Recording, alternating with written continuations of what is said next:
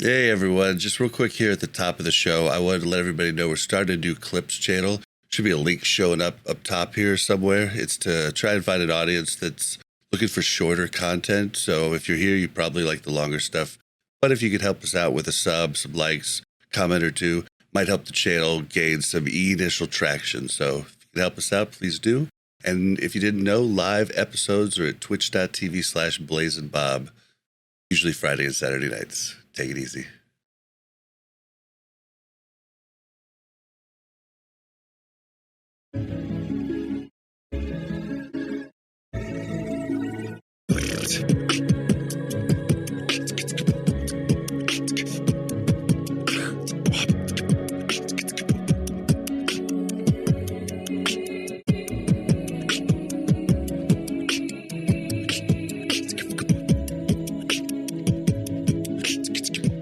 Welcome to Warcraft Reloaded, a podcast brought to you by Mash Those Buttons, covering all things classic World of Warcraft and its community.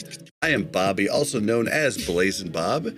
Today we're joined by Mel, aka Melarina. How you doing? Hey, I'm good. That's it? Just good? Yep, just good. We missed you last week. I know. I didn't listen to the show. I'm sure it was awful. I'm just kidding. No, I got carried pretty hard, so it was rugs and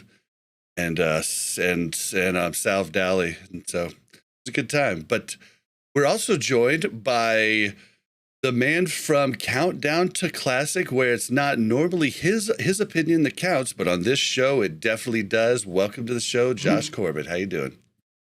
Thanks so much for having me, guys. It's always a pleasure to be back. It's funny because I don't get to stretch my legs with my opinion as much on the show, but like around this time of, the life cycle of the expansions now with the classic franchise, I do get a little bit more verbose. So as soon as we're talking about game, like things that aren't necessarily the game content, but, more Blizzard related and Blue Post related, I do get a little bit more louder. My voice grows louder on the show, but yeah, it's always a bit of fun to mostly have me on the sidelines. Well, and if you are like me and subscribe to his Patreon, you do get a lot of good stuff and good Josh opinions there and the extra content. So definitely recommend that. It's a good buy. And finally, last but definitely not least, the dubbed Guru, King of the Rogues, the man that knows it all. Oh, gosh. Simonize show. Welcome to the show.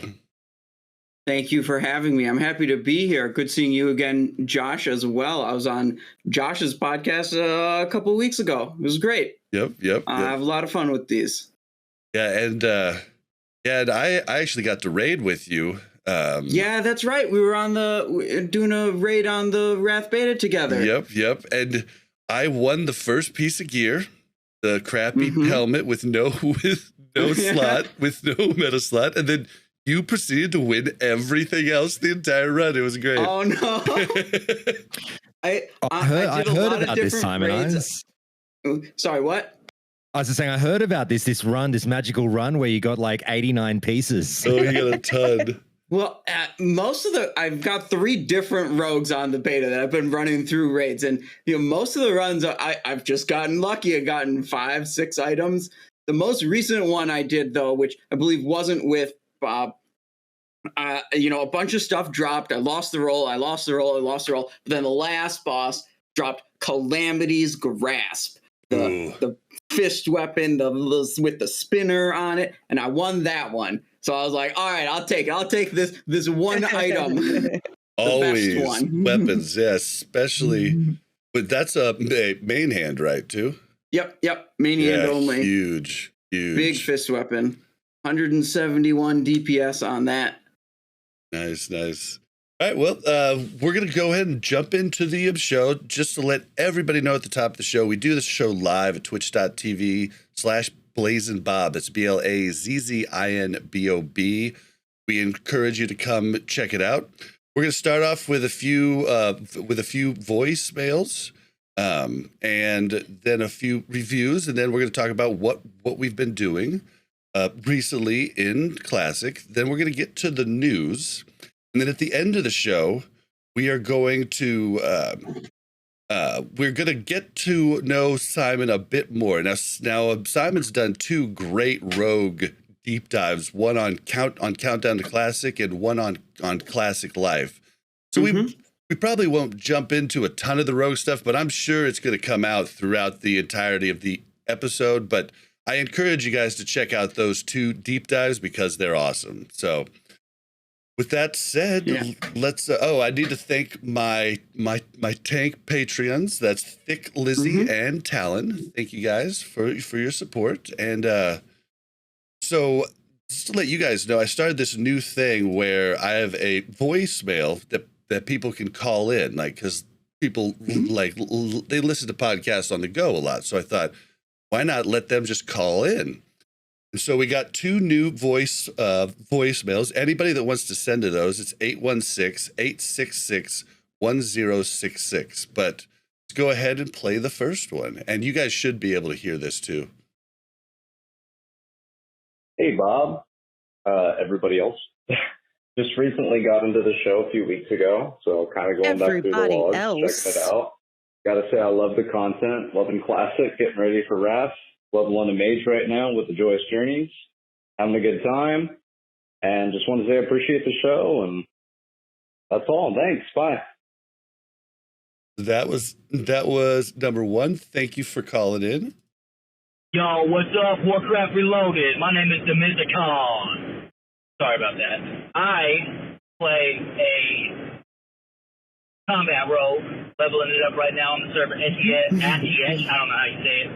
But I'm ready to bust out the rogue content in Wrath of the Lich King. Just so you guys know, I hate that this is a voicemail, but I love that it's a voicemail because it has to be off the dome. But because I'm like totally just butchering this right now. But I want to let you guys know that every time your show comes on in the beginning, I beatbox along with it, and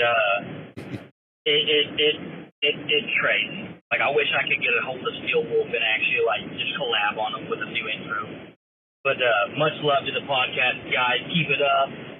Bob and Mel, all your guests, you guys are awesome. Much love. Y'all take it easy. Peace. Awesome. So, our intro song was done by Steel Wolf, one of the original hosts of the pod.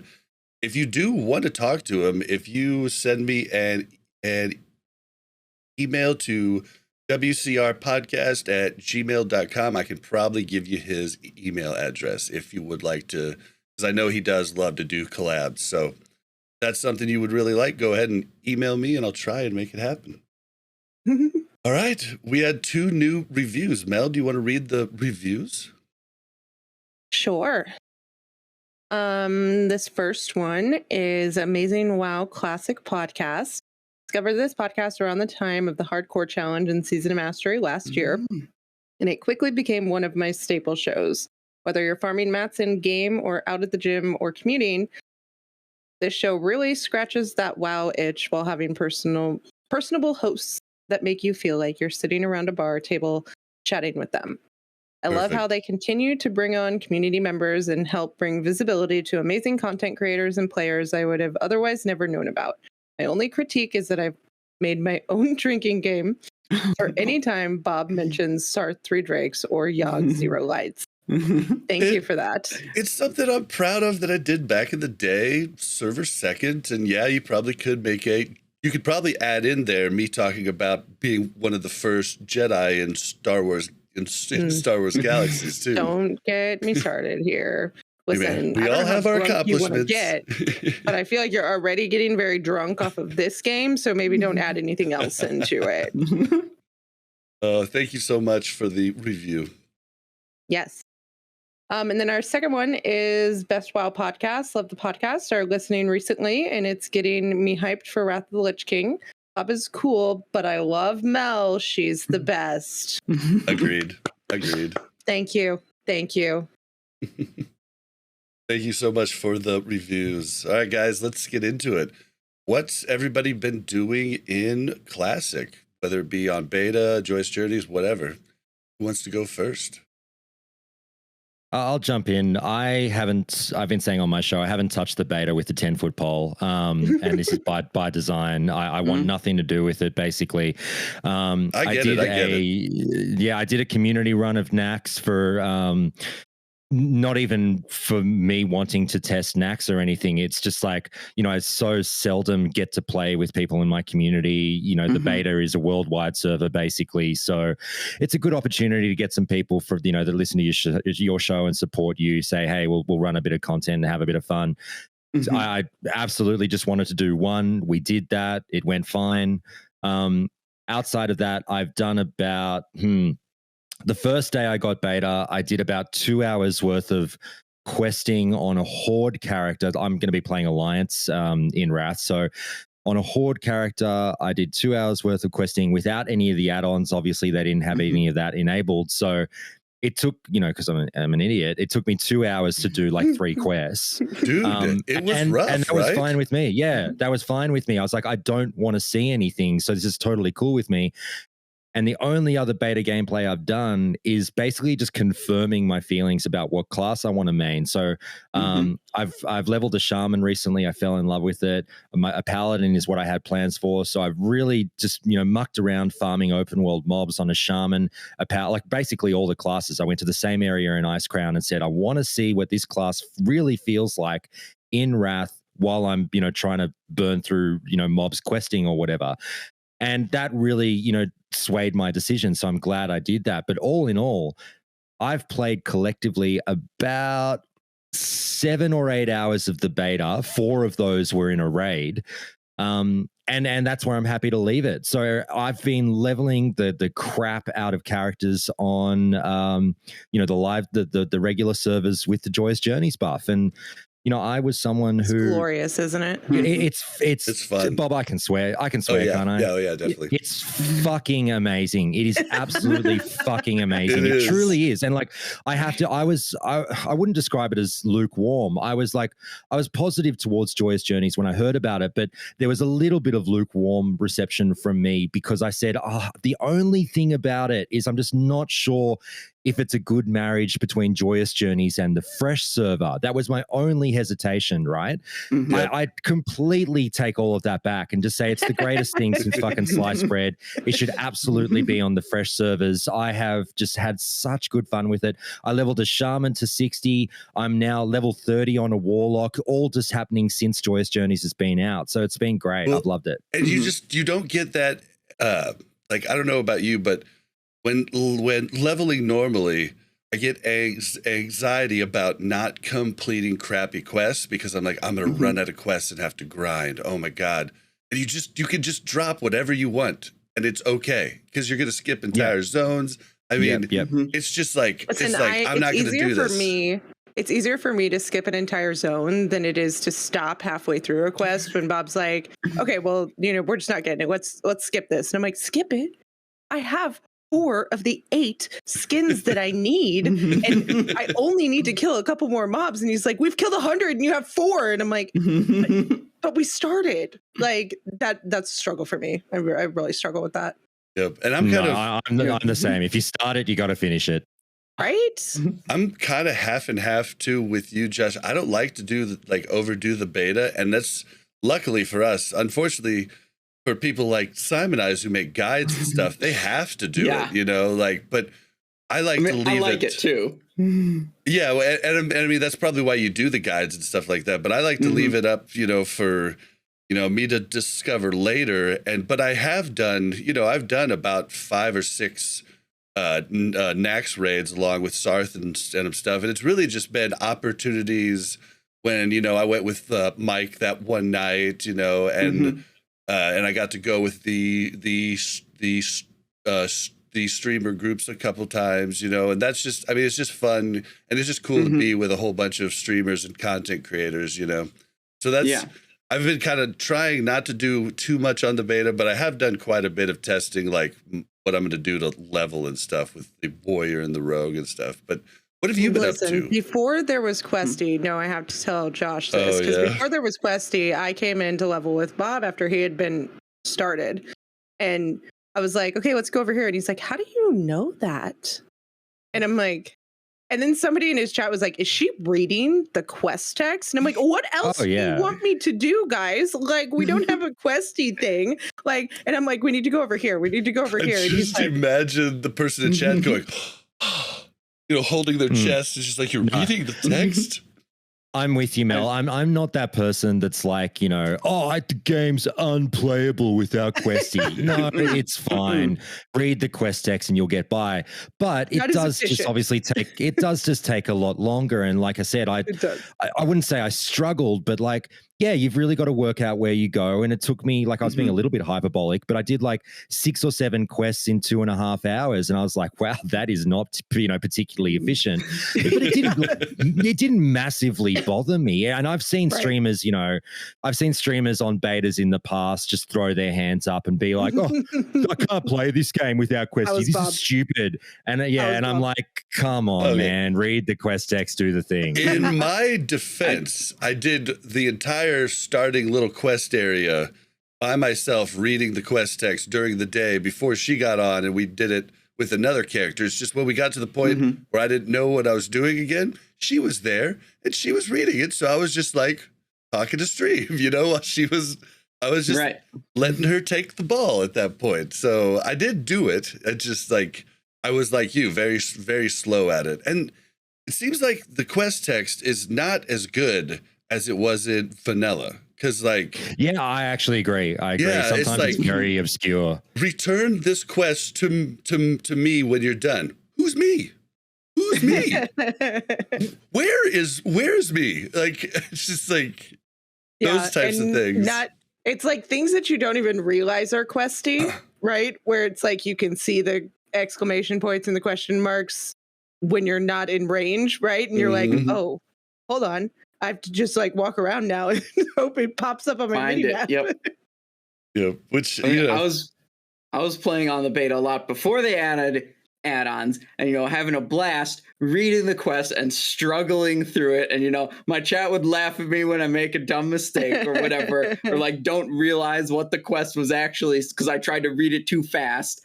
And then once they enabled add-ons, it was like every 15 minutes, someone in my chat would be like, Simon, you can get questy, right? And I'm like, yeah, I know, but I'm having fun here. Can't you see that?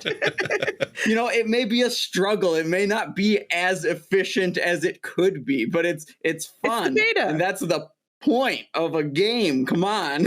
Right.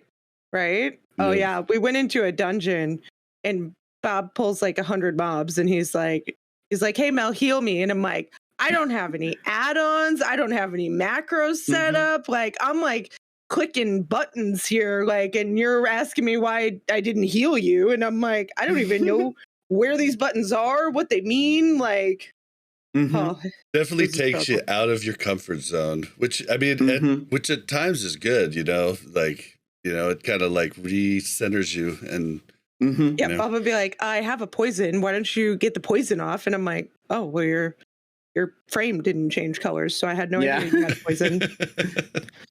It's been a little bit, I don't know, I'd love to hear what you guys think. It's been a little bit of an odd beta for mine, whereas I feel like the hype train has certainly, decreased in size from beta to beta to beta. It was huge in Classic and then, still moderately large in TBC, a lot of hype, but, certainly less so than Classic. And not to say that the Wrath beta has been, like the limp dick beta, but it just feels like people are talking about it a little bit less. I don't know, maybe I'm crazy, but I'm not playing it. So that's might be why I feel that way. But, it's hard for me where, the content creator gets beta access and then doesn't fucking touch the thing. It's been like something that I do think about. And I think there's a lot of warranted, you see it with every beta that comes out, a lot of warranted comments from people who have like, I've been a fucking day one player of World of Warcraft. I've never, unsubbed. I went and saw the Warcraft movie 8 times in cinemas. Why don't I get beta access? This is bullshit.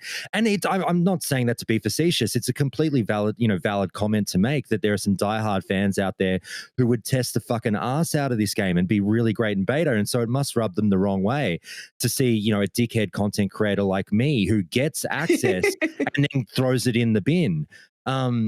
you know, it's so rough in a way. I'm really bad with stuff like that. Like, actually, I just remembered Blizzard sent me a gift 2 years ago. They sent a bunch of content creators like massive Ragnaros plastic statues or whatever. It's kind of cool, but like, I mean, they sent it to me 2 years ago, and I just picked it up last week. Like, I don't care about any of this stuff. Like, that's been like I've always said, like, Blizzard has nothing that interests me, whether it's beta access or gifts or anything. I don't give a fuck. And I so, love like, that shit, though. it's I mean, it's cool stuff, I guess, but like, yeah, it's been hard to kind of walk away from the beta knowing that, oh, you know, I probably should be testing and there's people who would really like this thing. But yeah, do you guys think it's been a loud or a quiet beta? I mean, for me, just with all the different streamers I watch, it's been pretty loud, but I do know, like, I do have that feeling like I should be playing this more because I have the access. I feel really bad too because I've got a bunch of retail friends. I don't like retail, but I have the alpha, you know, and I feel bad for I've installed it, but I still haven't found time to check it out, you know, and I feel bad for the people that would love to have that access and don't. Mm-hmm. So I mean, I get that. On an opposite view, though, you have to remember people, you know, you're a content creator and people really enjoy your content, right? And so if you burn yourself out by doing so much on the beta that because you feel like you owe it to somebody to do that, and then you stop making content because you're just burnt out and you're done and you're like, okay, like, I'm done. That's worse on the community, I think, than you taking a step back from beta, right? There's plenty of people that want to do it, that are doing it, that are providing that content. If that's not your cup of tea, I think people would much rather keep your content as it is. That happened to a ton of creators in Classic. They had so much content prior to it coming out, and then it came out and they were just burnt out. I mean, a lot of them. Mm-hmm. Yeah, I got burnt out. I bet. I mean, you were doing Countdown to Classic, what, 3 years prior to it coming out or something like that? Yeah, I was sometimes doing 2 or 3 episodes a week. I had 100 episodes out, but like, I started Countdown to Classic in February of 2018, which is 18 months or more, 19, 20 months before the game came out.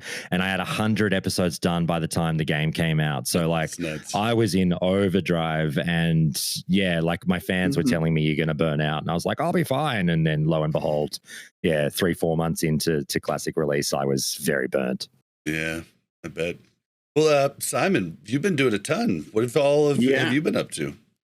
Yeah, well, I'm still playing on the live servers, still playing a lot on the beta.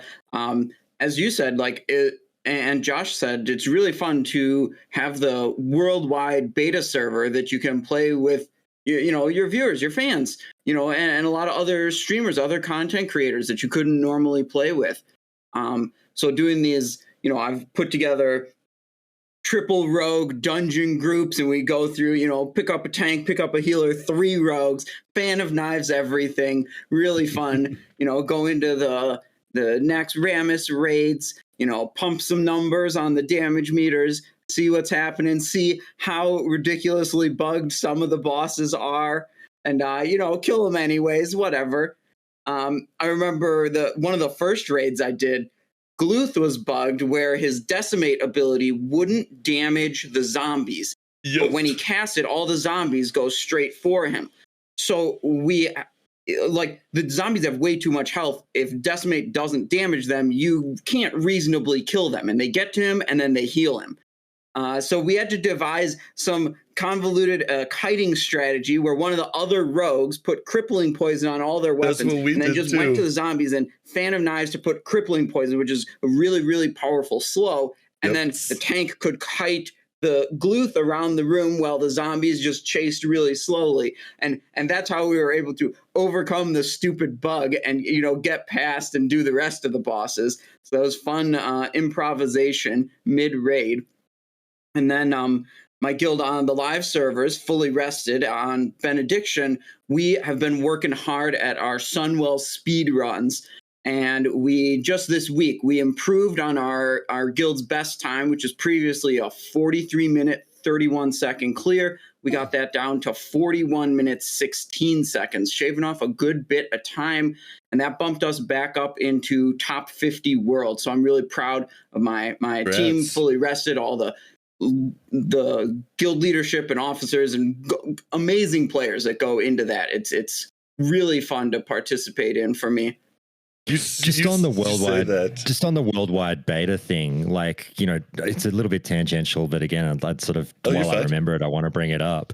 You know, I was talking about this the other day with the fresh servers, and, you know, obviously we haven't received any information yet as to not only what date we're getting the fresh servers, which is presumably, yes, when the pre-patch drops relatively soon, whether it's in the next 2 or 3 weeks, but also we have absolutely no information about what the composition of fresh servers is going to look like, and, you know, how many we're going to get and how they're going to break it up worldwide. Name, and you know, and you know, we were thinking out loud yesterday, just going like, I know this sounds controversial, but is it in the best interest of the game to just have the one fresh server and just, you know, lag be damned, regions of the world be damned, you know, wherever you put it, either, you know, Oceania or Europe or North America is going to have to eat a bit of lag. I personally, I know this is going to upset a lot of people, I think that's the best decision, in all honesty. And now they won't do it. They'll do a European and a North American server. That's fine. But like a worldwide server would be wild. And like, I don't know what happens if you drop a server in North America, what that means lag-wise for Europeans. They would not abide that. Like if it was 130 MS, they're like, oh, this is bullcrap. I think it's somewhere between 150 and 200 MS. Yeah. It's probably no good. But like they definitely, I've been hammering this, like they should not offer an Oceanic fresh server. It is one of the worst things they could do. I still think they might do it. It would be a horrible decision because it would just murder the Oceanic scene. And so they need to force a bit of lag on us, and people in the Oceanic region now throwing their phones out the window. I'm sorry, but you know, sometimes the best news is the tough news, and that is what would be best for us.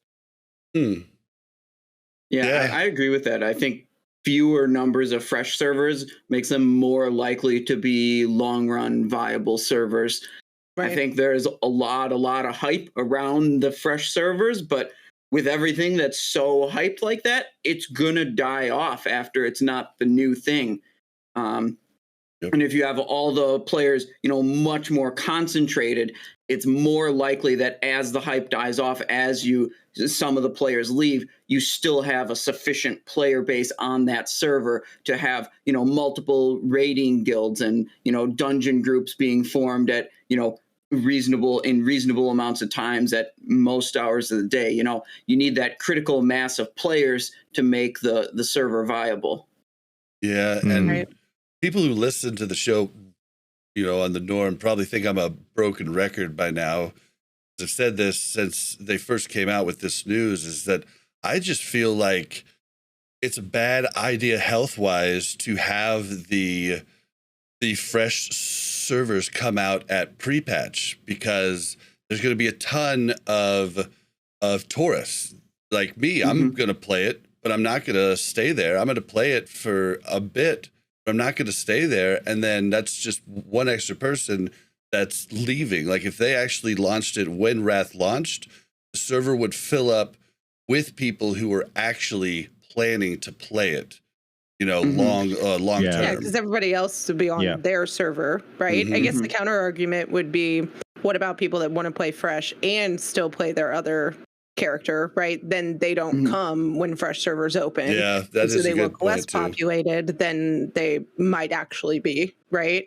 And they so might at least actually give them be the able chance. to do it if they have that extra time where they wouldn't so be give able them to do the it. chance to level up during pre-patch, right? And then they can play both. That's a good counter argument. Classic players would not abide the FOMO. They would just not let that stand. So like they're both really rough decisions, but they're probably taking the lesser of two evils by dropping it at pre-patch. But I know what you're saying, Bob, because I'm probably going to do the same thing. And it would be interesting to sort of go closest to the pin and say, what percentage of the fresh population do you think, you know, gets snapped and vanished off when the actual Wrath date arrives? Like, is it 50%? Is it 30%? Who knows? No idea. Yeah. It's just a scary thing to think about, because I know so many people that want to try it, but they're like, I'm going to dabble there, but I'm still going to stick with my 60K that I have over here, I've got no doubt a lot of people, like thousands of people, will treat it like a private server launch. They'll go on and create a character, muck around for 3 or 4 weeks, either get to 40, 50, 60, 70, whatever it might be, go, that was fun, and then never see that server again. It'll happen in droves. Yep, I think so too. Because even Season of Mastery was popping, for the first month, And like it was on fire. Yeah, no, it's bad. I mean, you don't even have to look at it now. You can look at it 4 months ago, 6 months ago, and it's still not that big. Yeah, there's like 5,000 people left rating on it or something. Not to sound like I'm not dumping on the fresh server at all. I still think it'll do okay. But yeah, the difference between the fresh server in August as opposed to September will be really interesting. Definitely. Agreed. Well, Mel, what have you been up to? Well, I was out of town most of the week for work, but I raided while I was out of town. It was a great time. We've been leveling our characters, not as quickly as some other people like Winky, but I feel like it's been trying to get to know like what we need to do and how we need to do it. We did run into an issue last night, I think, when our XP guides told us to do completely different things. Oh no. And I was like, well, Bob had too much to drink, so we followed my RXP guide because his was silly. It like wasn't having us go turn in these green quests that we needed to turn in. So, but yeah, I mean that's really all we've been doing. I think our characters are 51 now. Yeah, 52. I think we like flew last night.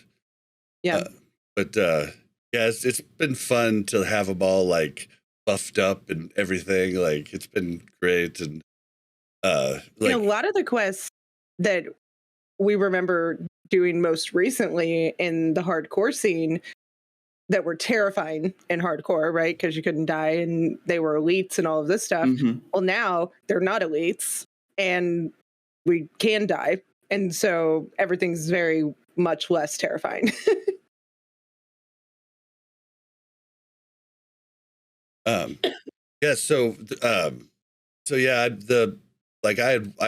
I'd worked up like 2 tunes on hardcore and just had forgotten how fun it is to have like 30 spell power enchant on a new character and stuff like that, where it's just like crazy powerful, and like that part's been a lot of fun. This happened like 2 weeks ago, but I didn't talk about it last week.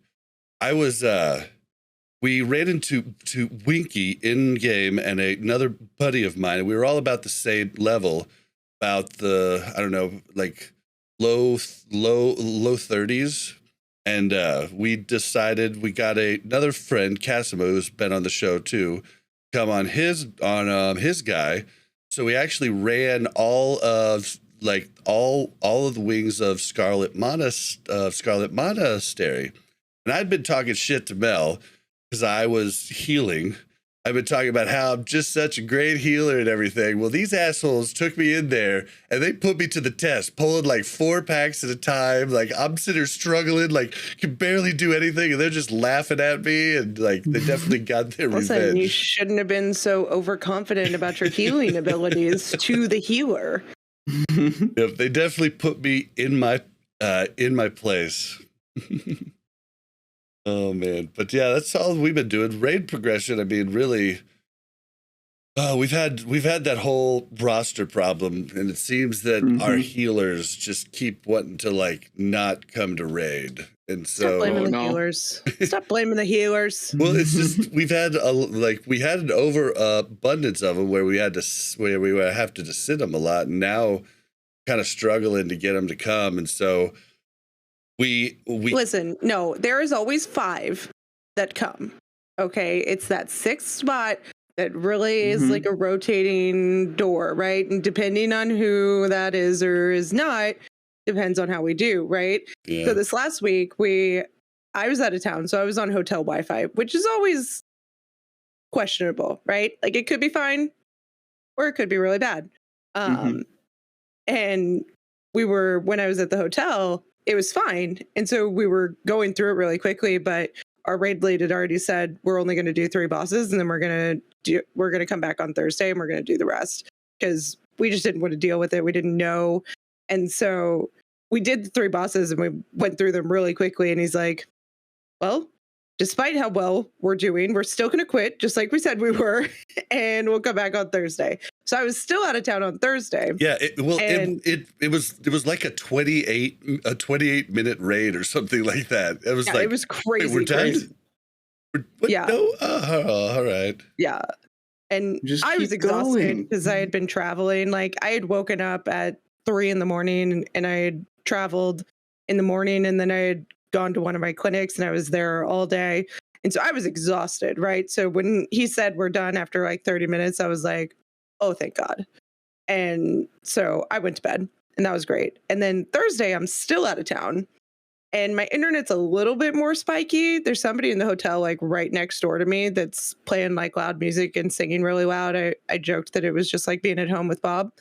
But it was a little bit more laggy, but I think the only time I was really nervous about it was when we were on KJ and we were stacked and they were like, get out quickly if you get fire bloom. And I was like, please don't get me fire bloom. Please don't give me fire bloom. Like I can just imagine be really fast on that. Yeah. And I could just imagine the lag of me being like, I did get out right away, but it being like 3 ticks in and everybody's dead. And I was like, oh my God. Yeah. Every time that it went fine. Like happens, we have the thing where the chat bubble goes right above your head and says you have it, get out. And I always see like someone stay in and I'm like, oh, Paladin, okay, they bubbled. Oh, Rogue, okay. But I'm sitting there thinking, get out, oh no, it's okay. They cloaked. Yeah. Oh, I love that.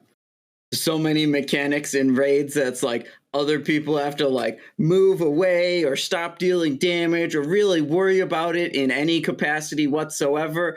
But on my rogue, it's just like, nah, I'll vanish it. Nah, I'll just cloak it off. Don't worry. Keep doing my thing. You don't even have to worry about mechanics. Yeah, right. It's great.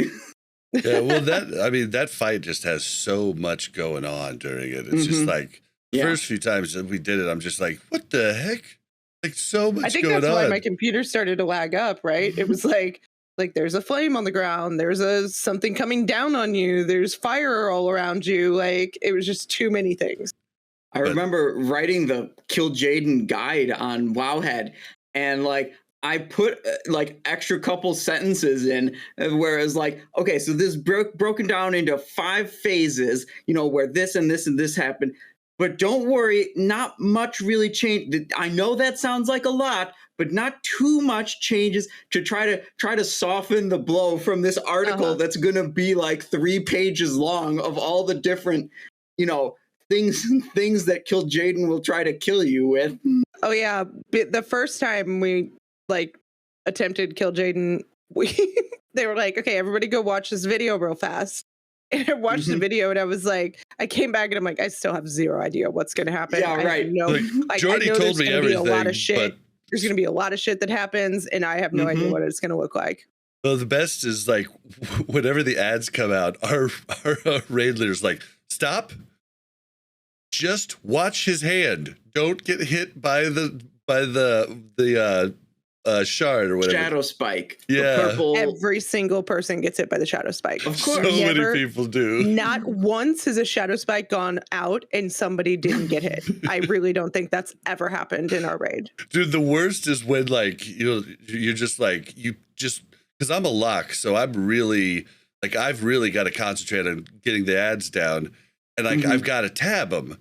But I've got to still be looking at his hand, so then I'll tab to kill Jaden, and it drives me nuts. And I'm like, oh dang it, I just wasted. When you're casting so fast with that buff, and it's just like, oh, I wasted a cast there, And then watching out for the orbs in the sky that like I can't see real well because I'm in the back, so I can't be like hovered up like over because the dome like screws with my camera, and so like I'm not a fan of doing that. fight on a lock. I think I'd enjoy the rogue a lot more, but no one will take I doing it on a rogue. healer, where you're trying to heal all the dumb masses that are taking the thing, and then you take one because you're looking at your healing frames, and yeah. I bet. Oh well. But we get through it every week, but the writing's on the wall. I don't know how much longer the officers are going to deal with just so many people not coming, and it's not really worth it to really try and recruit at this point, you know. So might Josh, be just DKPs for Sunwell? me going forward. No, you guys have just been speaking another language for the last 15 minutes. I don't rate. I never really have. And particularly in TBC, like I've not, I stepped foot in like one SSC where we did like the first 3 bosses in 3 hours. It was horrific. And that's it for me. I've never seen Sunwell Plateau. I've never seen Black Temple. So it's all alien to me. Hoping to change it in Wrath. We'll see what happens. Yeah, I know you hate GDKPs, but they often go pretty good. Like, no, I'm on a hill. GDKPs are the worst thing to happen in this game. I know it's not a popular opinion. Everyone thinks they're brilliant, and everyone's trying to do the spin in 2022. Like, hey, it's the based opinion to be on board with GDKPs. It's fucking terrible, and I'm sorry, I strongly disagree, and that's kind of part of the reason I don't raid. I am with you, but I'm in the boat of can't beat them, join them, and I did, and I think it sucks for anybody coming into the game. Like, it's awesome for me because I've built up a fortune because I'm able to play every day constantly, and I've built up a fortune from classic WoW with multiple characters, all of the different professions. Like, I learned how to work the auction house, so for me they're completely fine, But for a new person coming in, it sucks. Like, it's extremely hard for them to get into anything, and it just sucks. I've got the money. This is the thing. I've got the money to GDKP, and I still refuse to do it. This isn't a problem with buy-in. It's a fucking, I was going to say morality thing, but that's a bit heavy-handed. It's extraneous to that. It's more of like, I'm very passionate about this, and I will not take part in it. And I feel like a horrible person, and I take part in it. And I just look down at my shoes, and I'm like, I know I'm doing a bad thing. But I do. You're not a bad person for jumping on what is basically the meta. I mean, you can call him that person, Josh. It's fine. Yeah. I do think the main bad thing about GDP, in my view, is that it is really difficult for a new player to break into that, because it's a group structure where the way you contribute to that group is either you're already really geared and you help carry the raid. You're a really geared tank or healer or damage dealer. And you're not expected to have a lot of gold in that situation, but that requires, a substantially built up character, or you're expected to bid on a lot of items and have a lot of gold to contribute in that way. And that works for a lot of players. Like, when my guild stopped doing, Black Temple regularly, I have a character free that I can take to a Black Temple that's, mostly geared. I can, get 1,000-ish gold a week doing that. It's kind of nice, but, I'm like a heavily invested player already. I can recognize the real downside to a new player trying to get into that. Yep. Yeah, and I'm in. Listen, it's a money laundering business. Hasn't anybody seen Ozark and things like that? Like, come on, GDKPs are money laundering. It's a good 100%. And I just want to bring up that I feel like, Josh, this is the 4th pet that I've seen on your camera, and I'm just sorry. I keep getting raided by my pets. I've got no. I'm just wondering, how many do you have? I've got 6.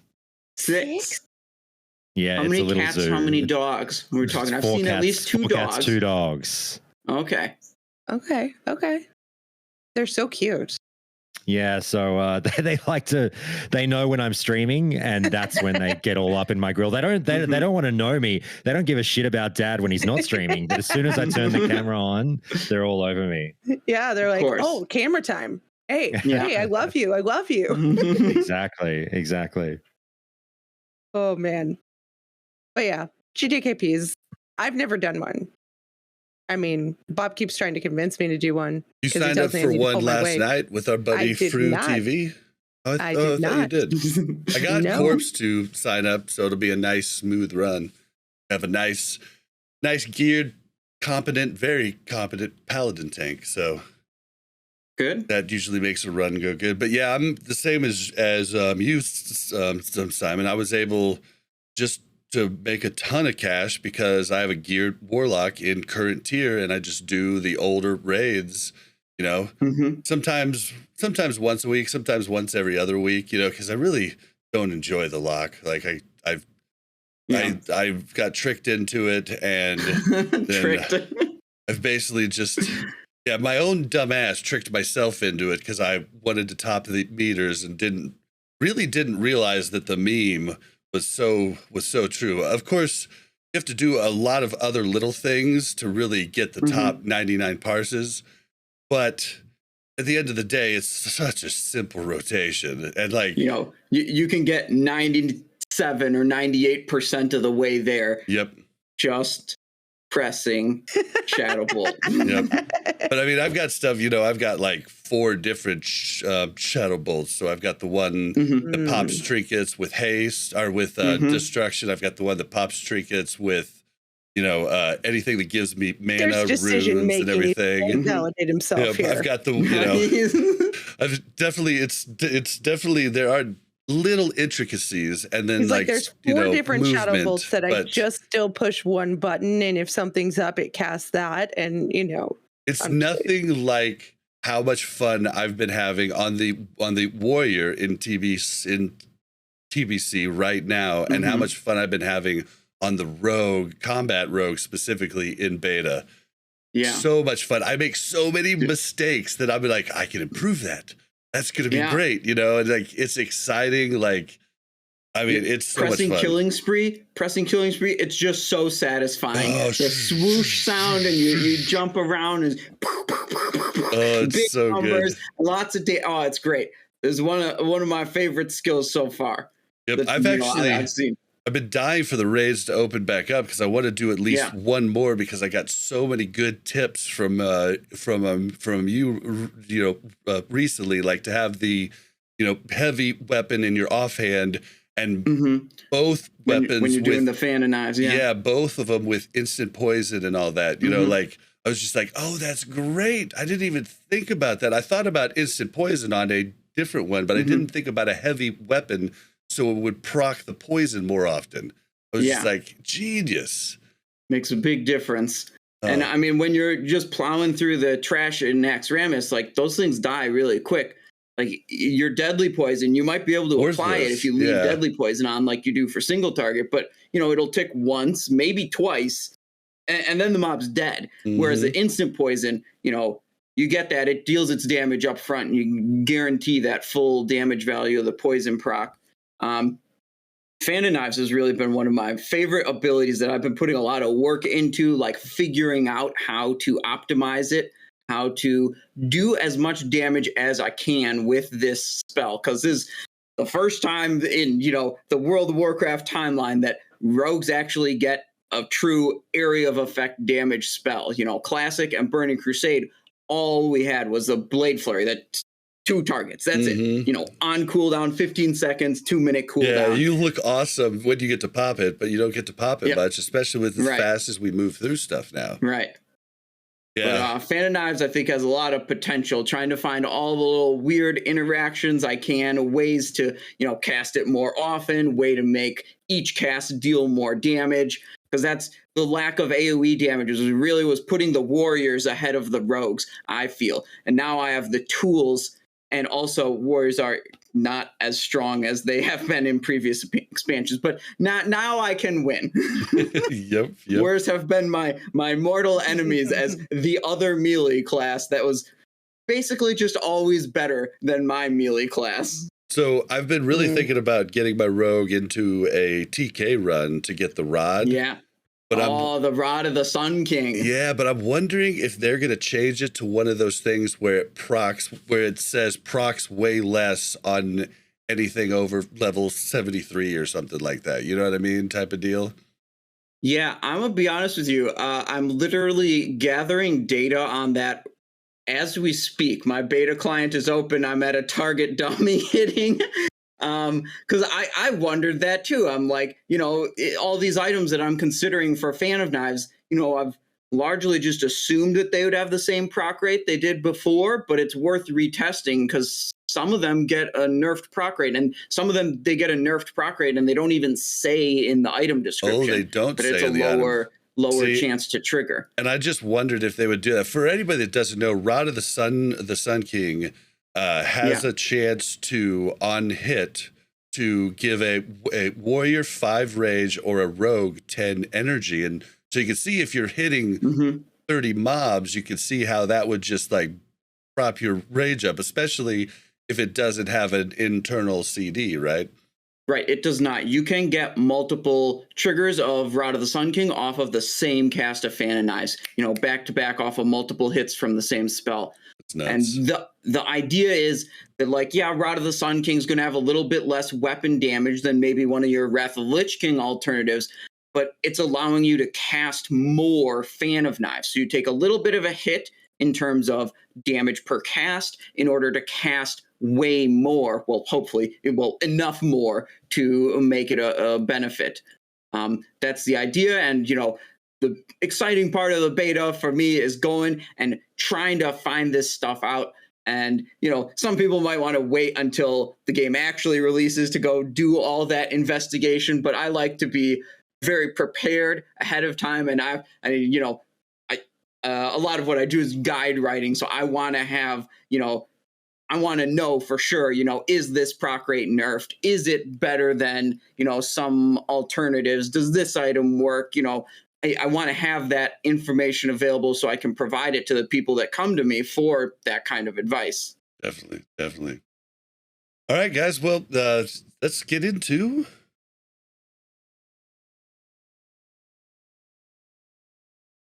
That not work?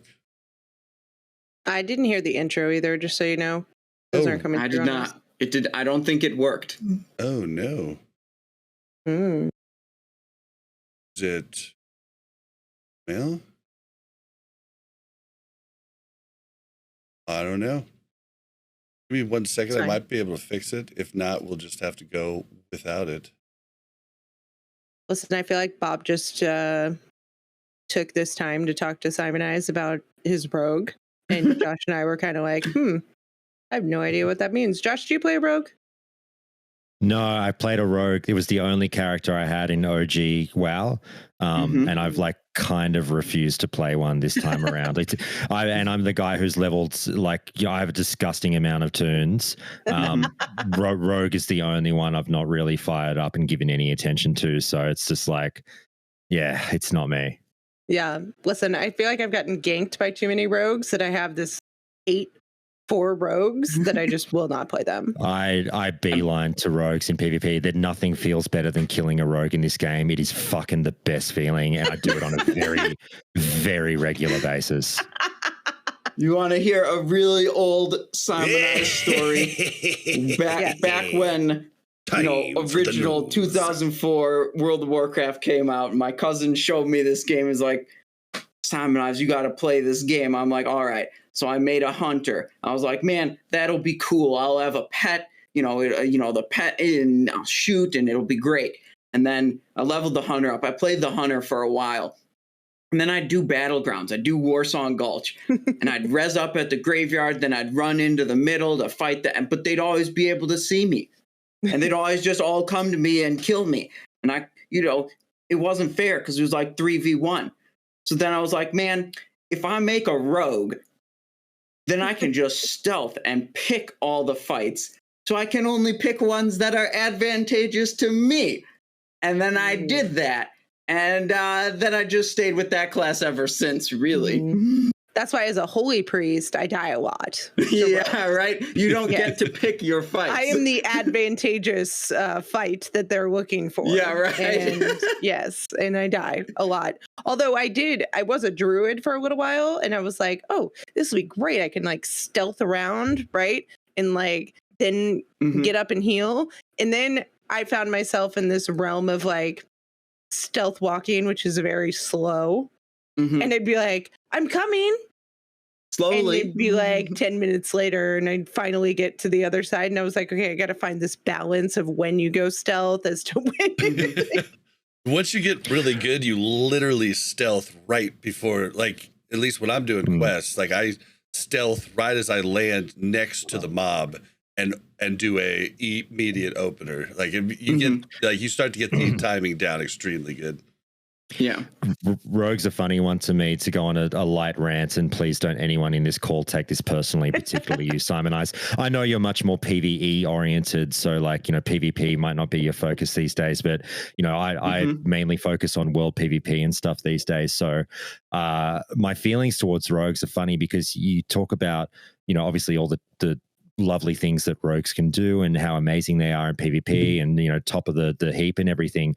That attracts obviously the best of the best as well. You know, amazing players play rogue, very high skill players gravitate towards this class that might be the meta in PvP and can do all these amazing things. The side effect of that is it also attracts all your fucking, you know, casual Larrys that think that they're going to turn into PvP gods simply by rolling this class. And so that's the part that I've really reveled in, is I actively seek out and I will go well out of my way to kill a rogue. I don't care if it takes 10 minutes out of my, you know, day or whatever, because I love finding these fucking frauds who are terrible at PvP, who are just looking for the lazy, you know, oh, I'm so good at this game. No, you picked the class that put you in the best position because you're fucking terrible. And like they are rogue. I think rogues would get so triggered when they lose in PvP because they think they're supposed to be the best just because of what they did at the class selection screen. Well, you play Pally, right? I respect that. Well, I play a bit of everything, Bob, but like, yeah, I've been PvPing lately on an enhanced shaman and I have been PvPing on a prot pally, which is terrible, obviously, but I switch over to ret sometimes. It's good against rogue, though. Yeah. I mean, like, I hate running into prot pallies. I'm like, fuck. Right.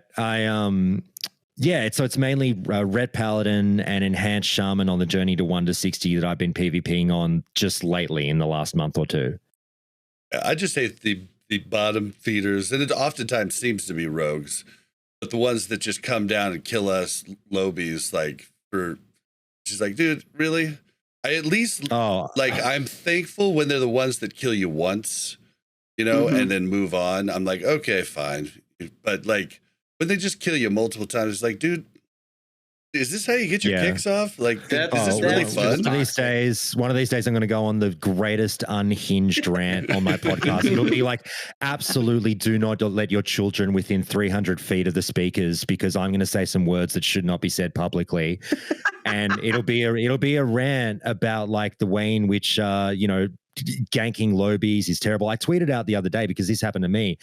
I was like, you know, what's smaller dick energy than ganking lobies? Ganking lobies in groups.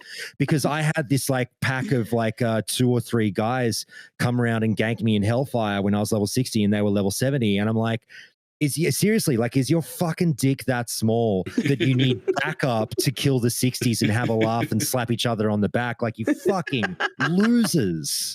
Right. Man. And again, like Bob said, I don't care. You kill me once, whatever. Like, do your thing. Like, you come back and kill me again? No. Like, you need to go find a life somewhere else because this is ridiculous. Yeah, and the smooth brain response is always PvP on a PvP server, bro. Oh my god! Like, just say that to show me how dumb you are. You yeah, right. It was like what was getting said to us on Whitemane when we were down to like 15% of the population being ally, and we're having to run in to SSC, like literally die 4 times before we could get in the dungeon. And people are like, it's a PvP server on the Whitemane Discord. It's like, dude, you just not be a dick. It's fine if you kill us in the open world. We fight, whatever. Like, but seriously, like, you're just sitting here killing people that aren't even fighting back, trying to walk into a dungeon. Yes, I know it's a PvP server, but this is completely dumb. I'm all for PvP shenanigans, but I really draw a hard line at ganking lobies. Yeah, same. Yeah. Like, I don't even kill him. whenever someone goes and says, oh, PvP on a PvP server, it's like, it's a perfect example of tell me you're stupid without saying you're stupid, Yeah, it's like, because my big thing is like, my personal rule is if someone is if someone is like 6 or more levels below me, I don't touch them. I've recently kind of upped that to 3 because I've gotten a little bit better at PvP. So like, if I'm level 70, I actually generally now, okay, if I'm max level, I won't touch anyone below 69, right?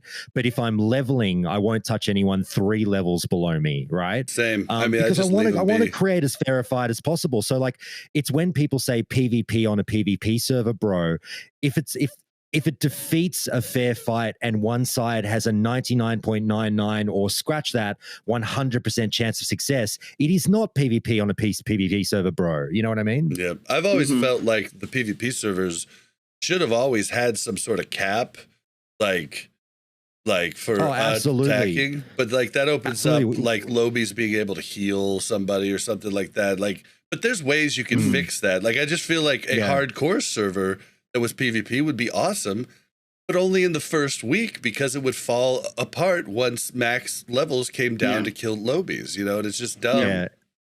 It's got to be addressed in future MMOs, and I think Ashes of the Creation is cooking up a pretty cool system to get around the ganking issue, so I'll be interested to see what they do. Yeah, it'd be cool. Okay. All right, well, I'm going to try to move into the news. If the bumper doesn't work, then, I'll just have to throw them in post. Yeah, no, it's not working. This is weird. Oh, well, we're going to have to deal. We're going to have to deal with that later. That's the bummer. All right, well, first off in the news is the Realm Consolidation on the 9th. Looks like it went pretty good, and I was afraid the servers were going to be down forever, but they came up actually earlier than they said they were going to come up, so everything went good. Anybody have anything to say? No, I mean, it was one of the most overblown things ever, really, because like it was kind of built up, the realms are being consolidated. Ooh, lots of things are moving and shaking in the world of Classic. But all those servers, we all know, had like, virtually no one left playing on them. So the amount of people this actually impacts is, beyond minimal.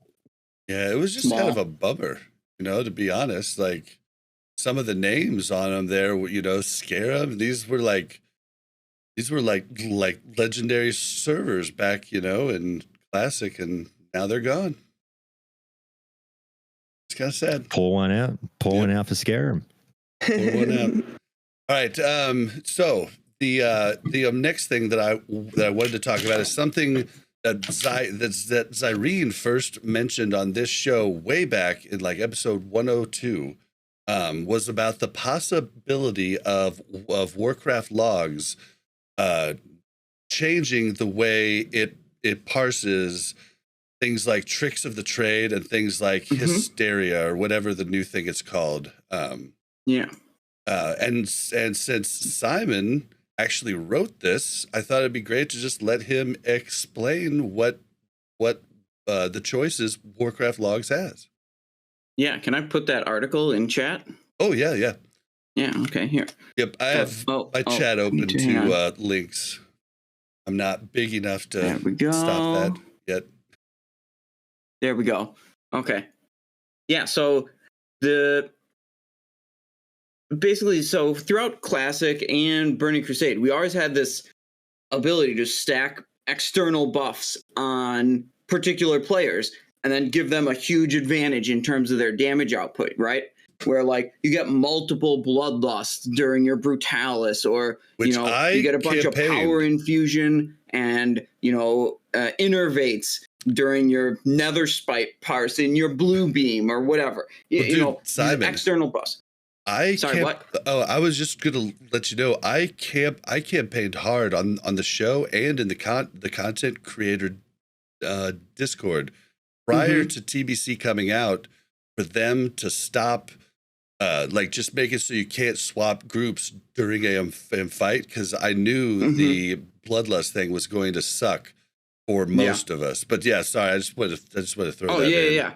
I mean, I hadn't really considered that, but now that you say it, I think that could have made it much less degenerate. Just say like can't switch groups in combat, and then like that solves a lot of problems actually. And restricts a lot of the more degenerate things you can do. Yeah, well, I tried. Nobody wanted to hear it at all. Listen, it also messes up a lot of healer add-ons when you switch tanks in combat. It's like all of a sudden they disappear, and it's bad. Yeah, so like that's how it has been with buff stacking being possible. And like, really, if you're a player that's trying to compete to do as much damage as you can on a boss, people like doing that. There's a lot of people that do that. If you can get a setup with 3 bloodlusts being fed to you on your brutalis, or extra innervates or power infusion as a caster, that puts you on just like a level above everyone who doesn't get that treatment. So it becomes kind of a requirement to compete in that way, which it narrows the competition significantly, because only one person can do that in each raid, and maybe your raid isn't even willing to feed all those buffs to one person to elevate them to that level in the first place. So it kind of hurts the competitive aspect that a lot of people enjoy. So with Wrath Lich King coming out, there's more external buffs. And if everything's handled the same way as it has been in Burning Crusade, it's just going to exacerbate this problem. You can have 3 rogues chaining Tricks of the Trade on your one chosen buff recipient, so they permanently have the 15% damage boost from Tricks of the Trade. Or you can have Death Knights, all doing their hysterias back to back on the same person. And I think there's a couple more, but these 2 are special for a particular reason. Tricks of the Trade and Hysteria, they're just percentage damage buffs.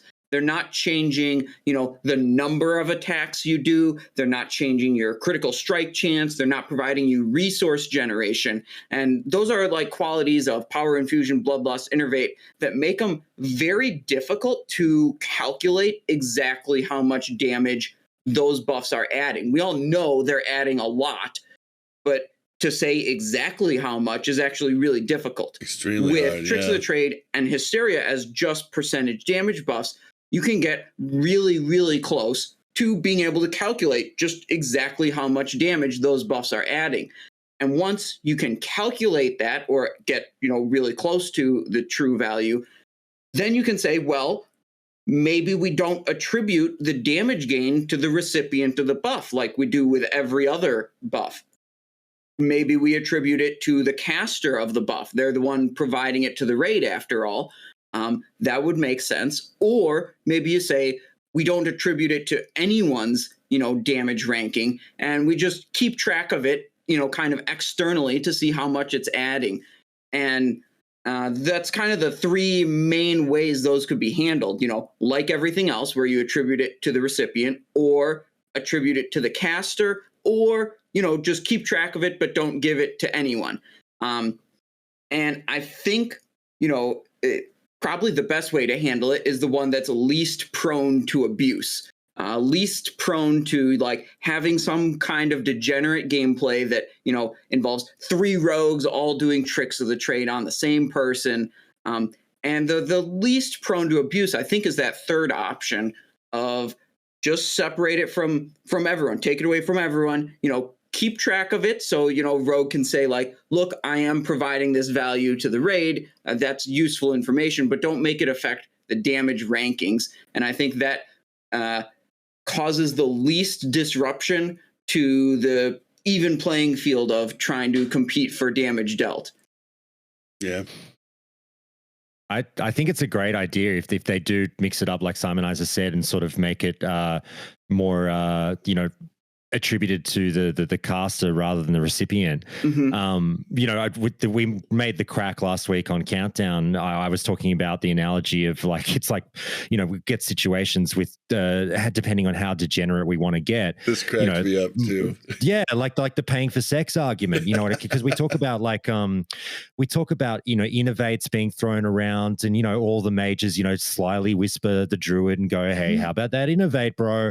And whether it leads to things like like, you know, paying for passes and I'll pay you some in-game golds, or like, you know, fuck, probably whether it's Stencer, I'll slip you $10 in your fucking PayPal or something. I don't know. But then you extend that to Tricks of the Trade, which is so damn good, or Hysteria, or whatever you want to talk about. And it's like, you know, we don't need to stretch the imagination that far to think about how low fucking Classic players would go in order to get the advantage here. And yeah, I made the analogy of like, you know, while people would never admit to it, they're like, you know, sidling up to the dark alley asking the rogue for a fucking quick turn in the back seat. You know, I remember like, in one of my raids on the beta, we had a damage dealer drop mid-raid and we replaced him with a warlock. And before that warlock even got to the raid, I get a whisper from him and he goes, Simonize, is your tricks taken already? Can you cast tricks on me? And I told him, which I was like, this guy isn't even in the raid yet. And he's probably whispering the other 2 or 3 rogues. I'm pretty sure, like, was it right before we did Sarth 3 Drake? I remember getting a whisper. We were in military wing. I don't remember particularly if it was the raid you were in also. No. We got a new warlock at the raid that I was in with you. It's Sarth 3 Drakes, and he whispered me, and I was like, sorry, mine's already taken by Clem. I'd been giving it to him the whole raid. Yeah, I had to tell him that I could not break the sacred rules of dibs, and that someone else had already called dibs. Here, Simon, how about this? Shotgun rules must apply. How bad does it piss you off when a ranged asks for it and then they're not in range and it like pulls up your pointer and it jacks up your whole rotation? Pisses me off. I've got my macro set up so like if I press the button and the guy's out of range, it just doesn't do anything. It doesn't change my target. It doesn't mess me up at all. But whenever a ranged DPS asks for it, I tell him this shit's a 20-yard range. If you're not in range, I'm giving it to a melee. And then like mid-fight, like if I see the little range indicator is red, I just change the target to, you know, my friendly rogue, whoever's right next to me. Okay, you're gonna have to better luck next time. Yeah, you're gonna have to give me your macro because mine I have 3. I have the cancel aura, which you know I use, which I wish I could just have in the same macro. I don't know why I can't, but and then I have my one for the DPS, and then I have one for the main tank, you know, and I'll use that on trash normally. And then the one for the DPS, for some reason, if the person's not in range and I hit it, then my little cursor turns like, you know, like I have a spell to cast on something.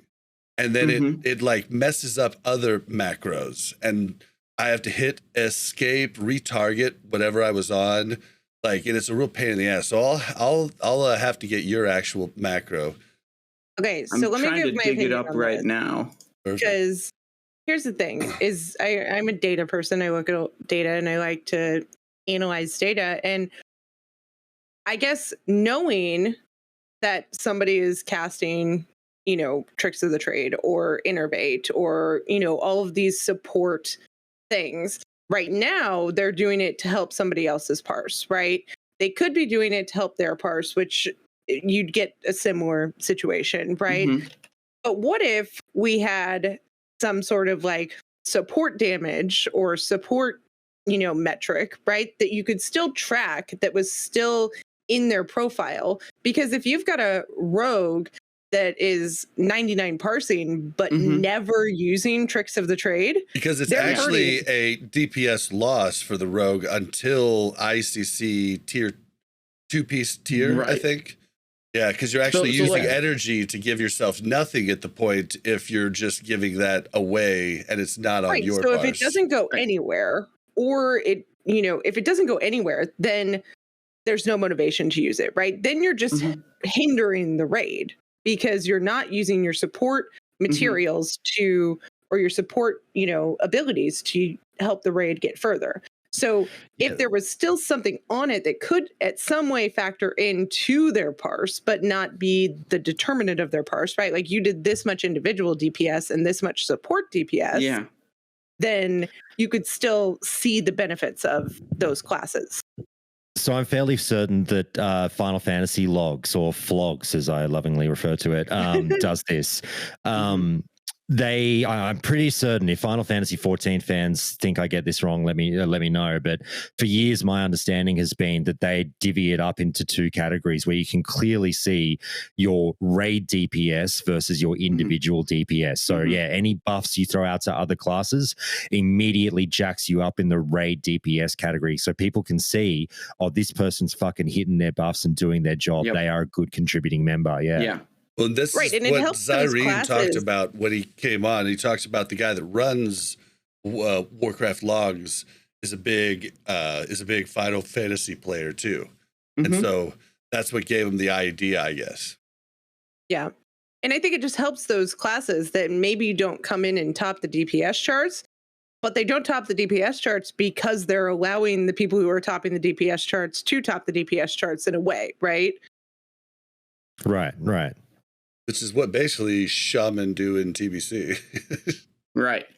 But in World of Warcraft, it's just something that's kind of difficult to measure. Like, we all know, Bloodlust adds so much damage to everyone. But when you want to measure it and say exactly how much damage did it add, that's a much more difficult question. Extremely hard, yeah.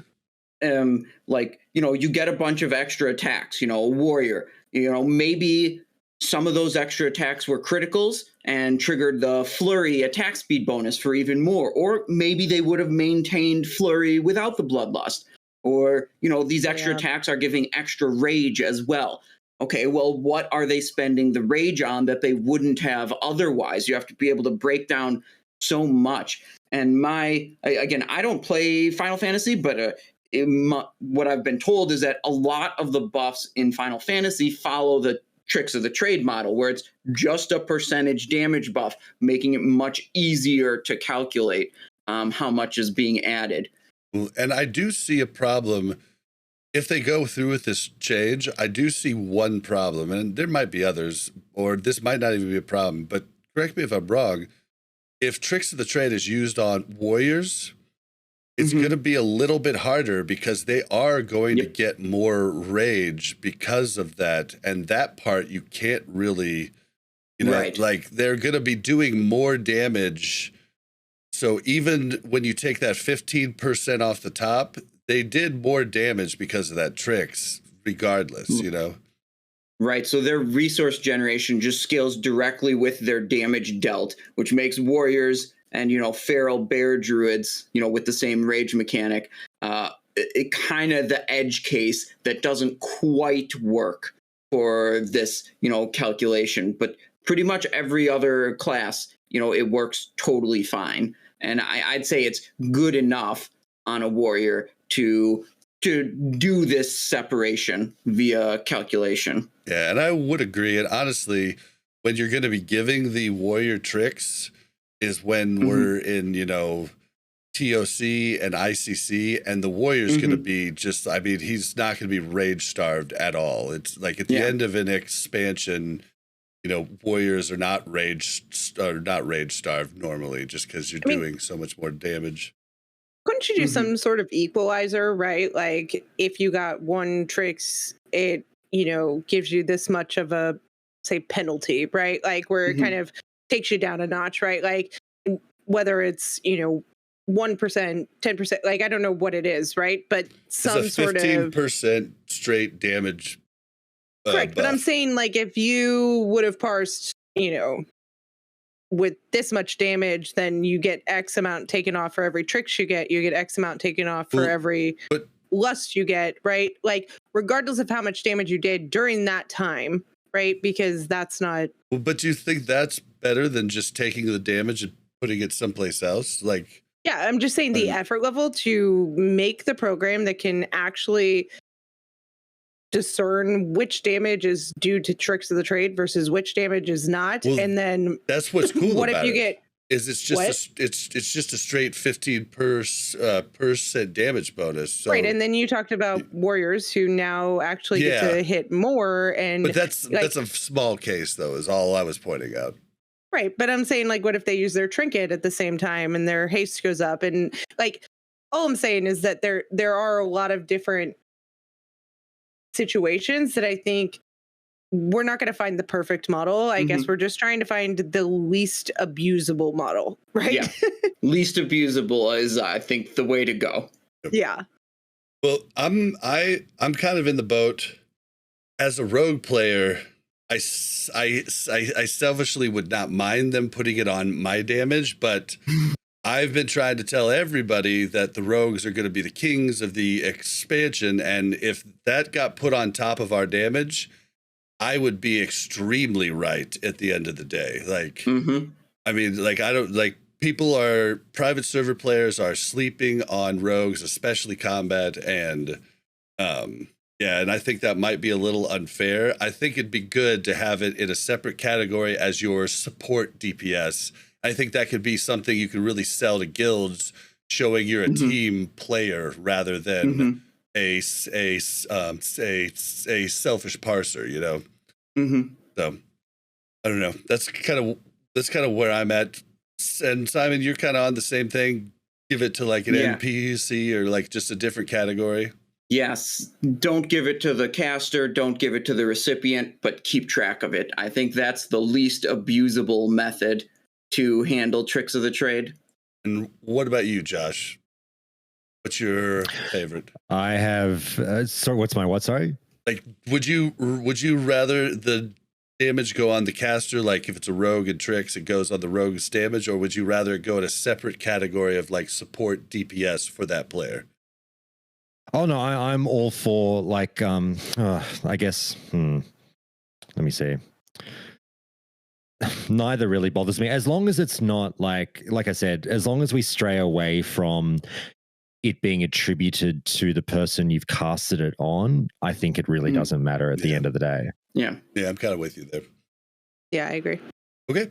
All right. Well, the next thing is just to remind people, we did tell them about how stats and stuff are going to change on gear, but I wanted to remind everybody that basically spell power, basically healing power and spell damage are gone, and it's just spell power. And so like you can basically like healers will have pretty good gear for when they switch, you know, their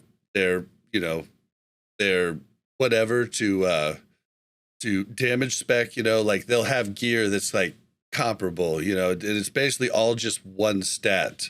Along with spell power, armor penetration changes from a flat armor that it takes off to an armor pen value. In addition to that, I believe Prot Pally gear, specifically spell power plate, changes to strength plate. I could be wrong on this. That's not in the article, but I believe that that's the case too. And on top of that, basically anybody who plays Feral Druid, you've seen that you have specific weapons in TBC.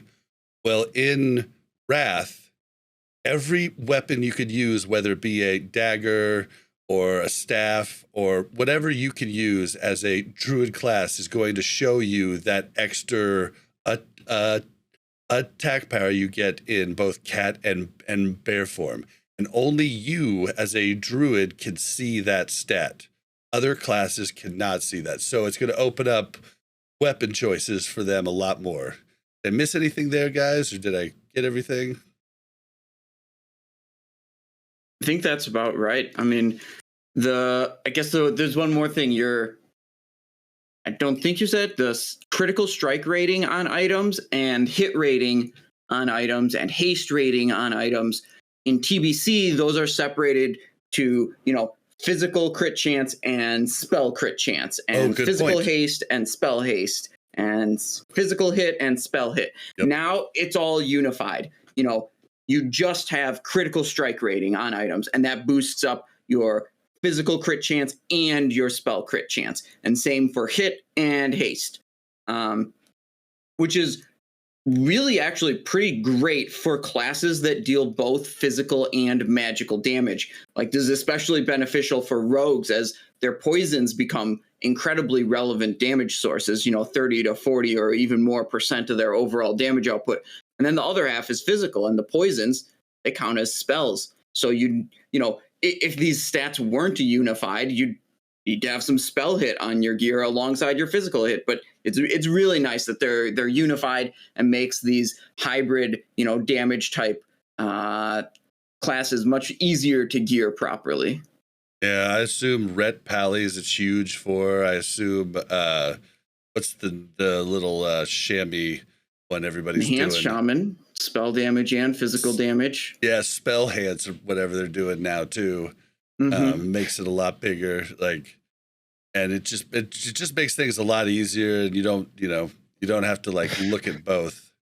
Right. The just to jump in, the lack of a better word, the kerfuffle that has broken out over spell hands in the last couple of weeks amongst the community has low-key been the most interesting thing for me to watch. Like, people are losing their fucking shit over what is just like a non-event discussion in my mind. Like, people are just very upset that Enhancement Shaman are now going to be reaching for, spell power gear. And so it's just like a gear competition thing. But like, gear competition exists. It's just that the pool is being expanded. Yeah. And people are really trying to shoot down spell hands, and also, the thing that Ruggs is trying to get out there now, the heal hand spec as well.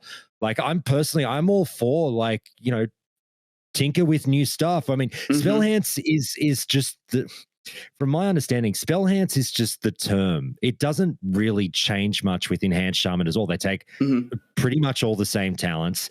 They just take a couple of different items or something that goes with spell power. But like, people are up in arms, like, oh, the meme of the spell hands, this is bullshit, just being Enhanced Shaman. And then the heal hands thing of like, oh, I don't want a fake healer in my dungeon group. And it's like, I think it's funny. I applaud a bit of innovation. I don't know. We'll see if it works. I think a lot of players, Wrath has been around for a while, and Wrath private servers have been popular for a while. And I think a lot of players approach it with the idea that, the game is solved. Everything's, the optimal specs, the optimal this, the optimal that is all figured out.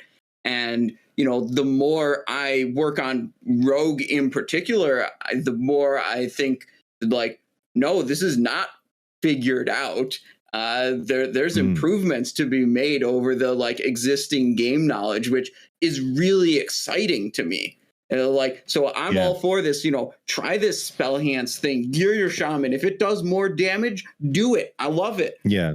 And if WoW players do damage and healing at the same time, love it. Innovate for sure. Yeah, absolutely. WoW players are particularly, gamers, I guess you could say, or people in general. But, the classic player base is averse generally to the point that they don't know everything about the game. And like, there's a lot of players out there that, if you start to toy with new ideas or get a theory out there that you want to test and actually, see if it could work in a live environment, people just want to shoot it down as a meme. Like, no, if it doesn't already exist, it's a fucking meme. It's just a meme. Shut up. You know what I mean? That's not how it works.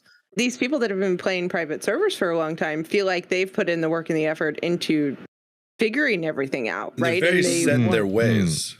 Well, and they want to say, like, this is why we've been playing private servers. We know what is going to happen, and we know what's the best for everything. And the reality is that Wrath is going to be different than what private servers were, and you did not have the number of people playing private servers that you are going to have playing Wrath, and other people have innovative ideas, and then people who have just gone through, leveling up throughout classic experience are going to be like, hey, what about this? And I think they're kind of like, I don't know, butthurt about it. They're like, wait, no, if I didn't think about it, then it's not real, right? Like that's part of it. I do think that's part of it. Another big part of the butthurt-itis is like, particularly with regard to heal hands. A couple of big fans of mine that I love had it out in my Discord the other day over the heal hands thing, and I'm really intrigued by heal hands because, again, like I said, I have played a bit of Final Fantasy 14. I played healer in Final Fantasy 14. The healer in that game is what I'm told is very akin to the healer in retail World of Warcraft, where you're actually a DPS turret who happens to heal as opposed to the other way around. And I really, really cherished my role as a white mage in Final Fantasy because I fucking pumped, but also like very handily kept everyone alive. And like, yeah, you prioritize a critical heal over a DPS spell, but sometimes you really push the envelope, you know, and you might make that tank sweat a lot where they're like, does my fucking healer know what's going on here? Jesus. But the massive edict in Final Fantasy 14 was, you know, but did you die? And if you don't die or if you don't wipe, then don't question the manner in which you get your healing. Quite frankly, it is my number one job as a healer is to keep you all alive. If I do that, shut the fuck up. Dude, no, seriously. Well, and so like when we talk about heal hands, it's the meta gamers are like, I don't want a fake healer or a half healer in my dungeon if shit goes south or if it's going to cost me 2 minutes off my clear time. And they don't want to let people learn it because they're like, oh, fuck off. I want a real healer who knows what they're doing. You know, I don't want to teach someone how to heal on heal hands. That fucks up my fucking efficiency, bro. Well, and you do go back to the whole thing.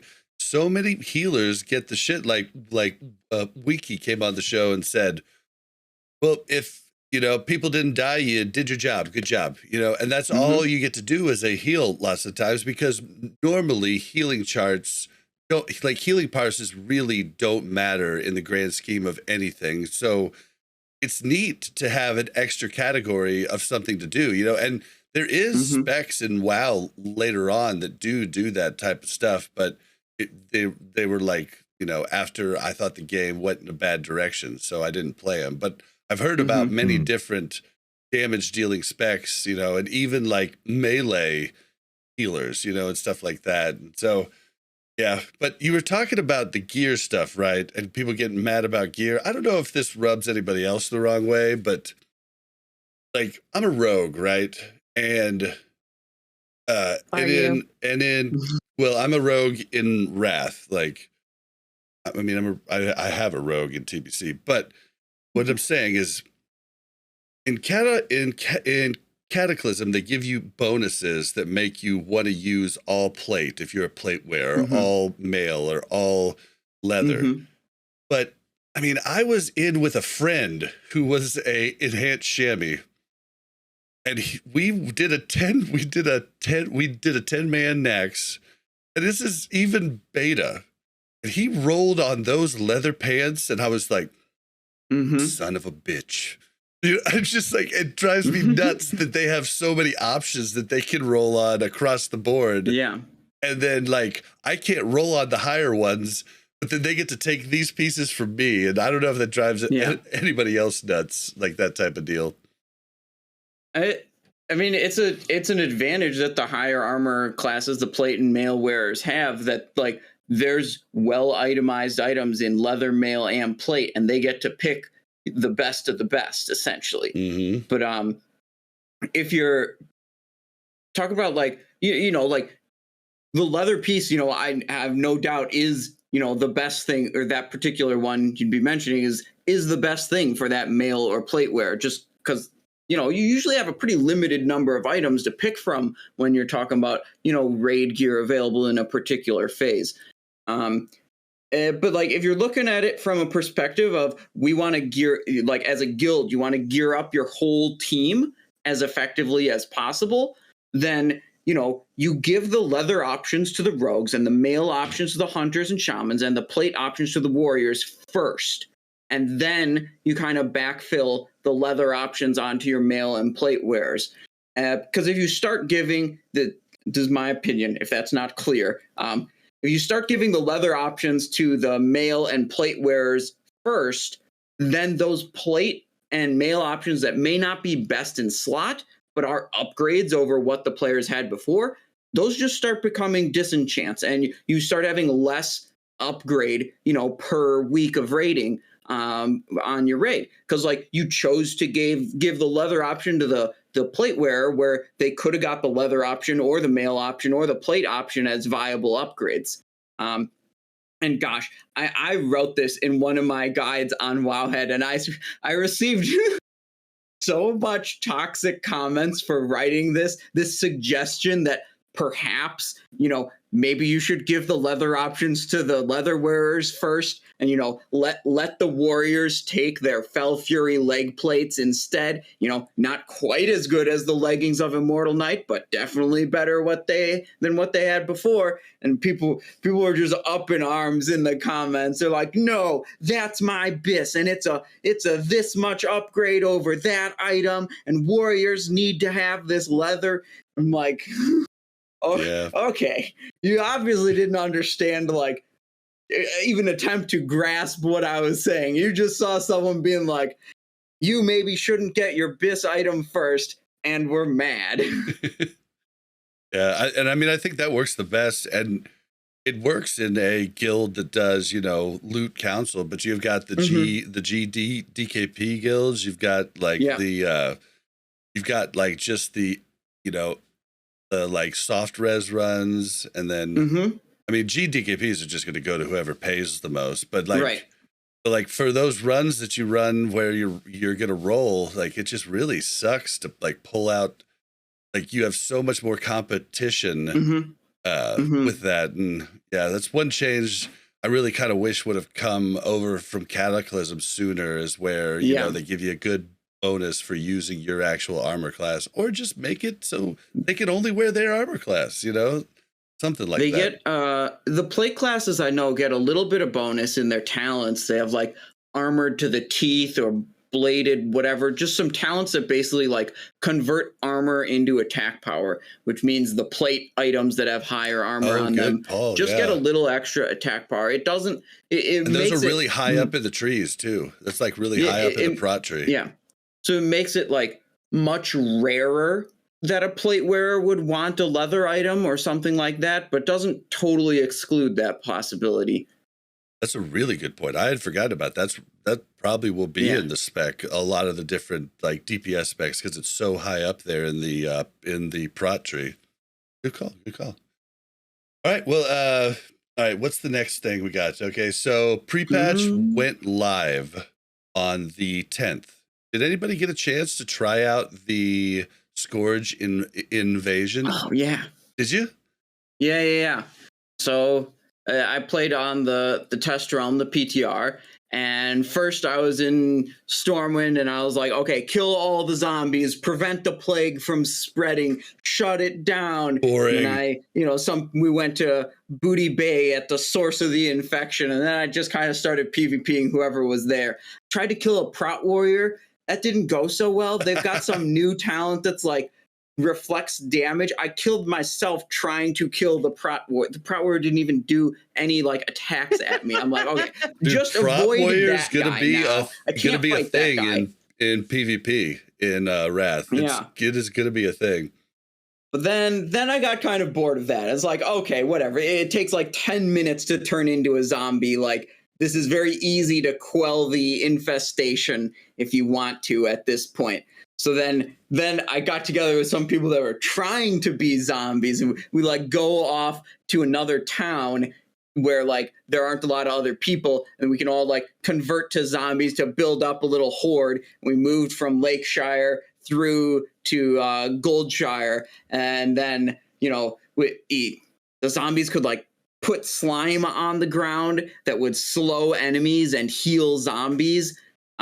So we try to like all huddle up in the big slime pile. Otherwise, we're too slow and we get kited around by the players that are trying to kill us. It ended up being kind of fun. But, after we put so much time into trying to build up our zombie army and then we got defeated, I was just like, okay, I'm not spending that time to build up the zombie army again. That's like, we ended up just getting kited and baited out of our slime piles or whatever. Guide MMO said a good strategy to make sure that you do turn into a zombie is to get infected, then jump on a long flight path. Yeah. But then I assume once you turn into a zombie, you can't use the flight path. So like you'd have to like coordinate a gather up of people. But it looks like it could be a good time.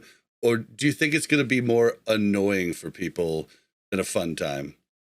Oh, the classic player base will find it annoying. They will. Oh, yeah. You think so? I'm going to have fun with it, but I am a very different player to the majority of the classic player base. I have no doubt that the fucking meta dude bro gamer is going to be like, this is fucking bullshit. I'm just trying to raid you. I'm just trying to get in my GDKP and you made me late. They kicked me, you bastard. Yeah. If they're even logged on because they raid log. But I mean, you know, it's going to be great content. I think if you're, you know, if you do happen to stream or if you watch streams, I think streamers hopefully will have a bit of fun with it. I'll have a bit of fun with it. But like I said, I like different shit. I don't raid. I do other stuff for kicks. I stalked a gold seller for an hour and a half and camped him the other day because I just wanted to. And you know, it's funny because while I was doing it, I was like, no sane WoW player would do what I'm doing right now because they'd be like, my gold per hour efficiency, bro. I could be earning running money right now. And I'm like, I haven't had this much fun in the game for such a long time. I know this guy is a gold seller. I don't want him in my game. I am hunting him like Predator, and I didn't leave him alone for 90 minutes. I would have gone for 4 fucking hours. The only reason I stopped is he did somehow manage to lose me in Terracar while flying. And I was like, fuck, you son of a bitch. Anyway, so what I'm getting at is like the zombie invasion sounds like a lot of fun. I'll have some fun with it and find a way to muck around. Josh, you're a rare breed of smart WoW player who recognizes that it's a game and it's supposed to be fun. You know, you see something fun, you do it. You know, that not everyone who plays WoW, and I'd actually venture to say probably the majority of people who play WoW don't really think like. They're about this efficiency, about this, you know, min-maxing, about that. They're not like stopping to think, is this actually fun? I mean, I get on Bob about that when we're questing even, where he's like, it's like, no, this is the more efficient way to do it. And I was like, is this not just about having fun? Like, I'm enjoying doing this. I don't want to go to a dungeon and have somebody run us through it so I can get gear. Like, I don't want to do that. Like, that's not fun to me. Well, like, I just want I tried to get you to just do Sunken Temple the right way with like all level 50s last night. And you were like, no, I just want to quest. Yeah, because I like questing. That's fun. Yeah, but we have such a unique opportunity right now with everybody doing real dungeons. Like, I was just like, we could actually do Sunken Temple the right way. This sounds like so much fun. And you were like, nah. Like, all right, fine. Dude, Sunken Temple is the worst. You dodged a bullet there, Mel. I was like, I'm pretty sure I remember Sunken Temple being hell. I call it, I now just coined this on the spot, guys, so you'll have to bear with me in this work in progress, but I call it the Santa theory with World of Warcraft Classic. And this is kind of, you know, this is kind of how you push yourself to have a bit more fun in a way. But like, you know, it's guys, if you've got your kids listening, please turn off the speakers right now because I'm going to spoil something that, you know, the kids won't want to hear. But, you know, it's like your belief in Santa, right? You're a kid, you're young, you think Santa's a thing and you're like, Santa, you know, how great is Santa? Then obviously as an adult, you know, not as an adult. Yeah, I was 26 when I worked out Santa wasn't real, but no, you know, you eventually work out Santa's not real and the magic of Christmas does kind of dissipate a little bit and it becomes about, you know, spending money on presents and, you know, who do I buy presents for and who do I shaft this year? And it becomes a bit more of a weird annoyance Christmas time in a weird way, but there's the magic gets washed away.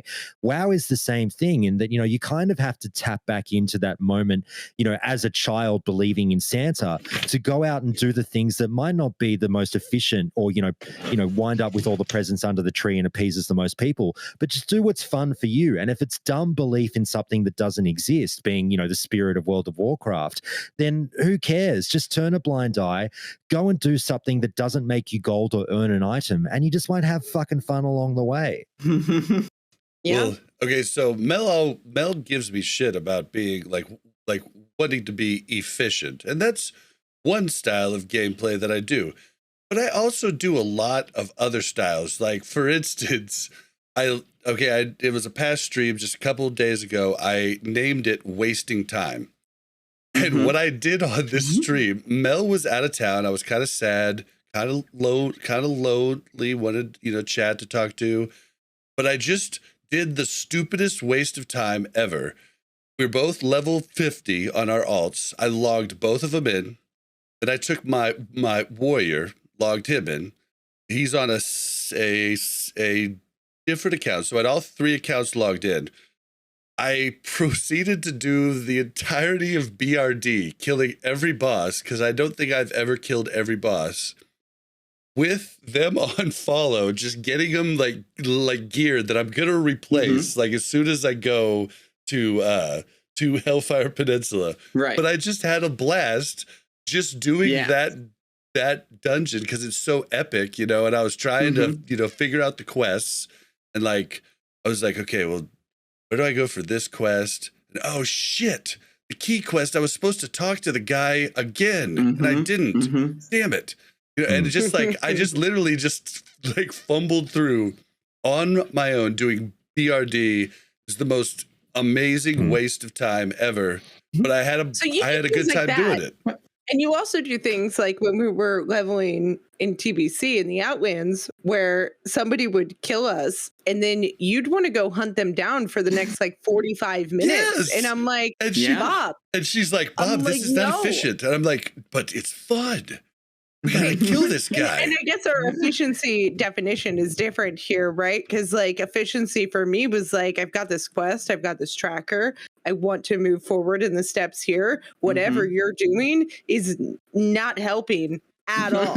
Like we're not making any progress. He's killed me 3 times and I've only killed him twice, Mel.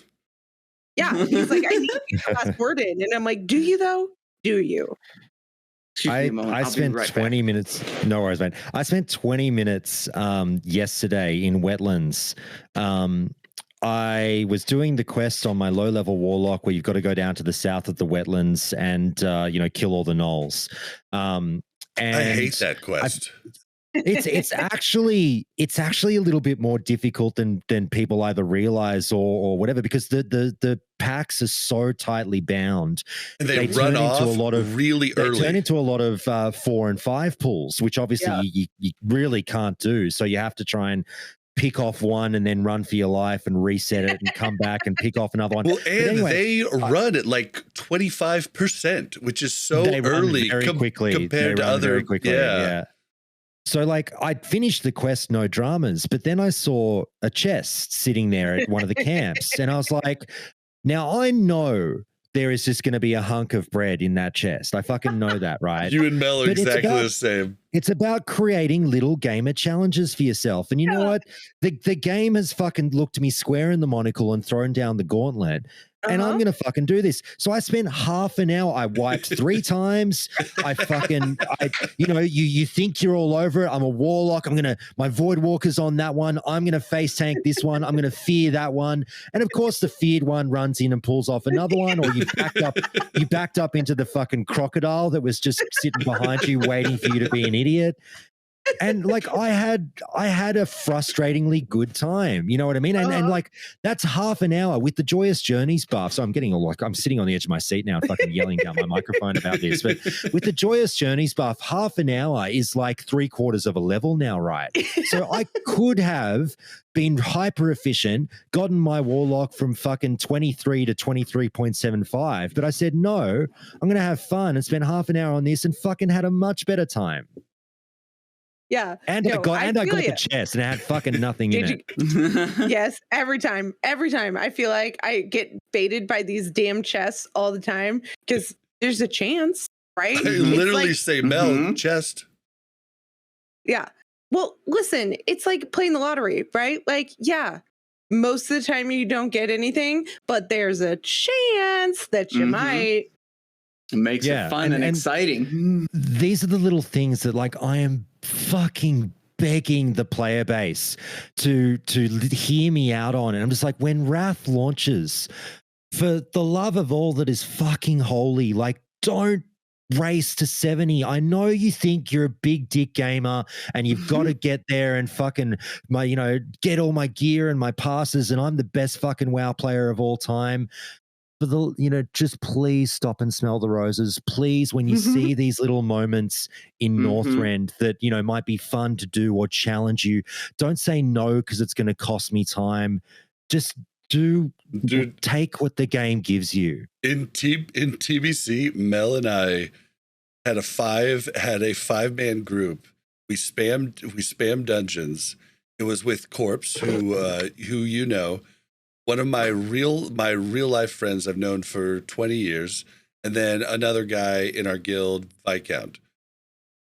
By like level 65, we all just hated each other. Like we literally just like didn't like each other. We didn't want to hang out anymore. Like we were just like, okay, if you make that joke one more time, I'm gonna like lose my mind. You know, like, and it's just like, and it's just like it's the game's like not meant to be played that way. You know, happy-go-lucky. It was like, oh, we're gonna get to 70 so quickly. It'll be so much fun. And then it was like, okay, you're gonna pull that again. What are you talking about? Why are you talking? Why did you just do that? Just like screwed up our whole run here. What? And you just get so angry. And it's just not like worth it. Bob and I were able to keep our sanity because we would quest when the group wasn't going on, right? So like during the times where the group wasn't going on, we were like, okay, let's go quest. We've got to do something different in the game so that our whole focus isn't just on these 1 or 2 dungeons that we have to grind a trillion times, which we didn't have to, right? But we were in that like group of, hey, let's get to 70 as quick as possible so we can get the first lockout and we can raid and we kind of that. We kind of did have to because we were a guild going down from 40 man to 25 man, and we wanted to make the cut to get in the run, you know, and like that's what like it's more on guilds to just say, hey guys, we're not going to raid for 2 weeks regardless. Take your time, and like that's really on them because difficult. It really is a pressure. Recruiting and stuff, right? Like recruiting and all of that stuff. Like if you like, we become a very much more casual guild if we say that's what we're going to do, right? And then all of our more hardcore players that are helping to carry maybe some of our more casual players maybe decide, hey, I'm going to go find a different environment that lines up with what I want to do. And, you know, so there is this fine balance between, you know, playing hardcore, playing casual, or playing this semi-hardcore area. And if you've got one or the other, if you've got a really hardcore guild or you've got a really casual guild, it's not really a problem, right? But when you're trying to play somewhere in the middle, which is where most people are trying to play, it becomes very difficult because you have to please all parties or disappoint them as little as possible. Dungeon grinding to 70 at the launch of TBC is one of the biggest regrets I have in my life. Me too. Same. Not in my gaming life, in my fucking life. I'm not being hyperbolic. I would do anything to have that week back. It was horrible. I completely shut off the outside world. We played for 10 hours a day for 6 days. You know, we got to 70 really early, but all the same things happened to us. You know, the friction started in the group. It wasn't too bad, but a little bit of light friction of like, shut the fuck up and let's just get this done. But like also like, you know, I turned into a fucking horrible person. I was this sloth. I was just so tunnel visioned on the game and like ignored everything in my life. And it was just boring. It wasn't fun. I had no fun that week. And I would do anything to take it back, and I will not make the same mistake in Wrath. I think that is when Josh decided he should have fun in games. The realization moment, perhaps. Yeah, we ended up like splitting up the group around level 67, and Mel and I just quested the final way. But like it drove a little bit of like a stake into me and Corpse's relationship for a short time because we had gotten so like, you know, like we had spent so much time together, and you just get annoyed at the little things, right? And then it's like then it's even more about efficiency, right? So if one person makes a silly mistake, it's like everybody else is just so annoyed because it's like we have to do this 1,000 more times. Like we don't have time to deal with that. Like and it did. I mean, it wasn't anything long lasting. It's not like there was like this huge rift that developed. But it just wasn't fun. It just definitely wasn't fun, and it definitely like put stress on all parties. And I really think like everybody's talking about doing dungeons up, and like how like the mega servers are going to be too rough, but I've quested quite a bit in the beta, and the spawn rates are amazingly fast, even without hyper spawns going. So I don't think people are going to have as many problems as, you know, like as there were before. And there's like, you know, there's phasing in every zone, not in every zone, but in a lot of zones. So not only will you be on a different layer, there'll be lots of layers, but you'll also be on different phases of the zone and not be able to see anybody on the other phases. So the questing's not going to be that bad, guys. So I don't think you have to like really push it. Anybody who's been leveling right now, though, with Joyous Journeys, like Josh, you can probably attest to this. It is like the game is brand new right now in leveling zones. It's definitely like, you know, breathe fresh life back into the game.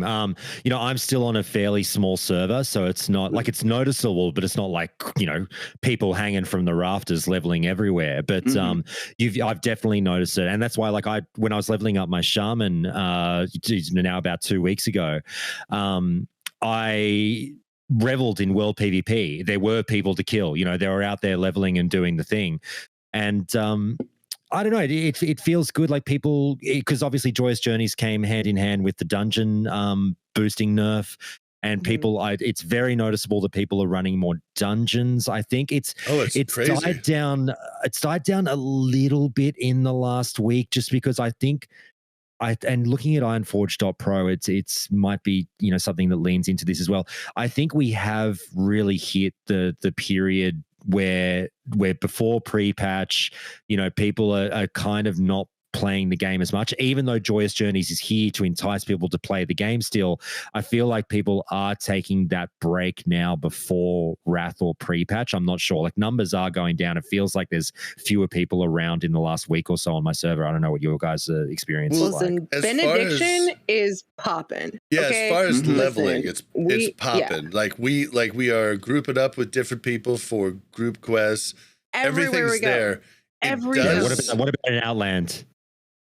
We haven't quested we haven't been in Outland yet, and boosting still works 60 to 70. So like true, but you'd kind of be silly to boosting still works, you're right. I was going to say, but you'd be kind of silly to level through Outland right now, because the 60 to 70 experience gets the 30% nerf once the pre-patch hits, plus Joyous Journeys. So like, I've been parking all my characters at 60, which is what people should be doing. Yeah, which is what we're planning exactly to do, what we plan to do. But we've been in these zones, right? In every single zone. Now, granted, we're on Benediction, so it's all Alliance, right? So we don't get any of the world PvP. I mean, I have seen a stray horde here and there. Yeah, we do get some. Yeah, we actually just leave them be though normally now, even if they're the same level. I just feel bad for them. I don't want to attack them because I'm like, oh, they're playing. If they attack me, I totally go after them. But like, if not, I'm just tell like, your friends. Just tell your friends to come. We're really cool. Just keep playing. Keep playing. Endangered species. Yeah, it's kind of what it feels hilarious. like. When I see like a red frame, I'm like, whoa, is that horde? But like, I wouldn't touch them. If I was on your server, I wouldn't touch them. Absolutely. Well, it's weird though, because as far as raiding, it seems like raiding Sunwell is really dying down outside of GDKPs. And let me get back to that part. But it's dying down in normal guilds, and people just aren't wanting to show up to raid. And I think that's due to the fact that, like Nax, we kept going the whole way through because we knew that everything in Kara was going to be a side grade and we were going to have a great jump. Whereas in Wrath, it's literally like weapons you're going to replace at, 75. And then everything else is going to be replaced in Nax 10 mans. So like getting there are certain things like the rogue, 2-piece from Sunwell is, good and going to be good for a bit. But like most of the gear you're getting just isn't worth it. But then in GDKPs, I'm still going to Mount Hygels, where the sword from Archimond is still selling for $12K. And I'm like, what's going on? Why? Right. Like they didn't get the memo. Like regular ratings dying down, but these GDKPs, there's still people paying tons of cash for something that's going to be worthless really soon, and I just don't get it. Yeah, I don't understand the payments now. Where like Wrath is literally right around the corner. Yeah. And the silly prices in some GDKPs that I see people talk about like that, Bob. I'm very much so like, but again, doesn't shock me because it's the WoW player doing it, and like you know, but my fucking meta bro, it is silly. It is so silly. Yeah, they're all waiting on Transmog just to have it. It's fine. Oh man. Yeah, speaking of which, I did talk about this and what I've done this week, but I did get Sun Flare on my lock. Very cool. Last week. So I've got the BIS offhand already. I'm going to be switching from the staff. I'm going to be pumping next week. Nice. Sorry, that was a little off the topic, but yeah, it was huge. Oh yeah, well I got a blue ring in normal Steam Vaults for my Pro Paladin. Yes, killing very it, Josh. Cool too. Killing it. Very cool. See, that's the whole thing. Like, it doesn't matter what level you're at. That's why the BRD was so fun. I was like, oh, this is a great upgrade for her right now. Oh, this is a great upgrade for me right now. You know, it's just like super Listen, cool. You guys, my journey through being a Ret Paladin, let me just tell you, is slightly miserable, especially with Bob being a Shadow Priest. Are you playing Red? Are you playing Red in Wrath, Mel? No. But I kind of want to play Holy. Oh no! Treat yourself. Treat yourself. Play Red Paladin in Wrath. Trust me. Listen though. Like, first of all, I don't really like melee. Okay.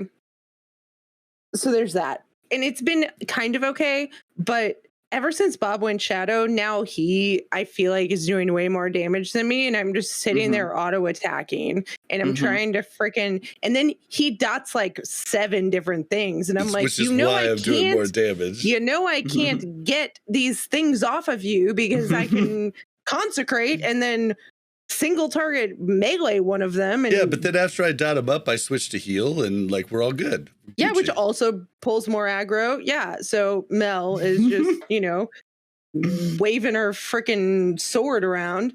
But it's very, I don't know. It's a new feeling. I don't know that I really like it. Sometimes it's kind of fun. I feel like it's different. I've always played a healer, which I played a paladin to play a healer. But I mean, you worked up a mage to like level 57 or whatever. It was the most horrible experience of my life. I hated the mage. Oh my God. Listen, I don't know. Something did not click with me in the mage.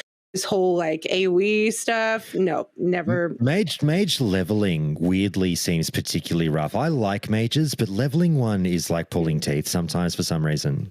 I got to like 58 and I never touched it again unless I wanted it to portal me somewhere. Like, I didn't even work it up to 60. Like, I was so annoyed. But the Pally, like, I don't know. Like, this whole Ret Paladin thing, it's just, I don't know. I can't do it. But you think they're going to be good in Wrath, Josh? Is that what you're telling me? They're amazing in Wrath. Like, so this is like, I had been told already, you know, yeah, Rets are amazing and everything. And I know a lot of specs are amazing, and it's just a horses for courses type argument at this point. But it particularly resonated with me. Like I said, I fired up the beta and said, all right, I've not played the beta, but I'm going to put in 2 or 3 hours in a session right now. I'm going to create one, template 80 character of the 4 or 5 specs I am seriously interested in Wrath. I know I want to play Prod Paladin, but I need to confirm that. And so I fired up all these characters. I did a warlock, a warrior, a paladin, a shaman, something else, a hunter, and I just tried them all. I sat in Ice Crown for about 20 minutes on all of them and just tried to mow through as many mobs as I can, just to get the feel of combat and also how they felt when shit hit the fan, right? And by far and wide, the Red Paladin was the winner. Sorry about my dogs. It just like there were times when, you know, I had like 10, they were undead. So obviously your abilities are a little bit more useful as a paladin. But like there were times when I would pull 10 and just be like, yep, 10 of you come to me. And I was hitting the 1 button macro that everyone's talking about. And I was not even almost sweating. Like, yeah, you'd get down to 25% health during the pull, but you weren't stressed because you knew they were all almost dead. And like you'd finish the pull, they'd all go down in, 20 seconds or whatever, 10 mobs, and you have 25% health but 75% mana. And I've been, hitting my Art of War procs and everything, and just like I can't. And then like you eat or you heal up for 5 seconds, and then you're back to the next 10 pull. It was insanity. Well, what sucks about that is they actually get a pretty fun rotation in Wrath, but it is one button macroable, and I think it's more efficient for anybody to actually use the one button rather than actually doing the rotation, which kind of like for someone like me who went from doing the one button thing, I don't know how much more satisfying it would be that the one button's doing different things, but I'm still hitting one button. Like, I don't know. You can still manual, like obviously you can not use the one button macro. You can elect not to use it if you want to push yourself a little bit. And like, but efficiency, I personally, well, that's the thing. I'm not. I'd have to double check. I'm not necessarily sure if the one button macro is more efficient, because there might be. I've heard it is. I don't know either. I need to check in on this. I'm not sure. And again, I'm not an expert in any means, by any means, guys. But like, I'm not sure if I think someone was talking about this before, whether or not like Divine Storm is something you necessarily still want to be ripping off on single target. I'm not sure, probably. But the one button macro. I don't think I have Divine Storm yet. Would I have Divine Storm? I don't think I do. I've never used it. So it doesn't exist until Wrath. Wrath thing. Okay, good. It's a Wrath ability. Yeah. So that's the new 51-point talent for Rets in Wrath, right? And it's a great AoE. It heals you up, and that's the reason through the healing that it brings you as well, that you're not sweating through these massive pulls. But yeah, the one button macro it's good for brain dead play, but I think there'll always be a spot for manual usage of these abilities.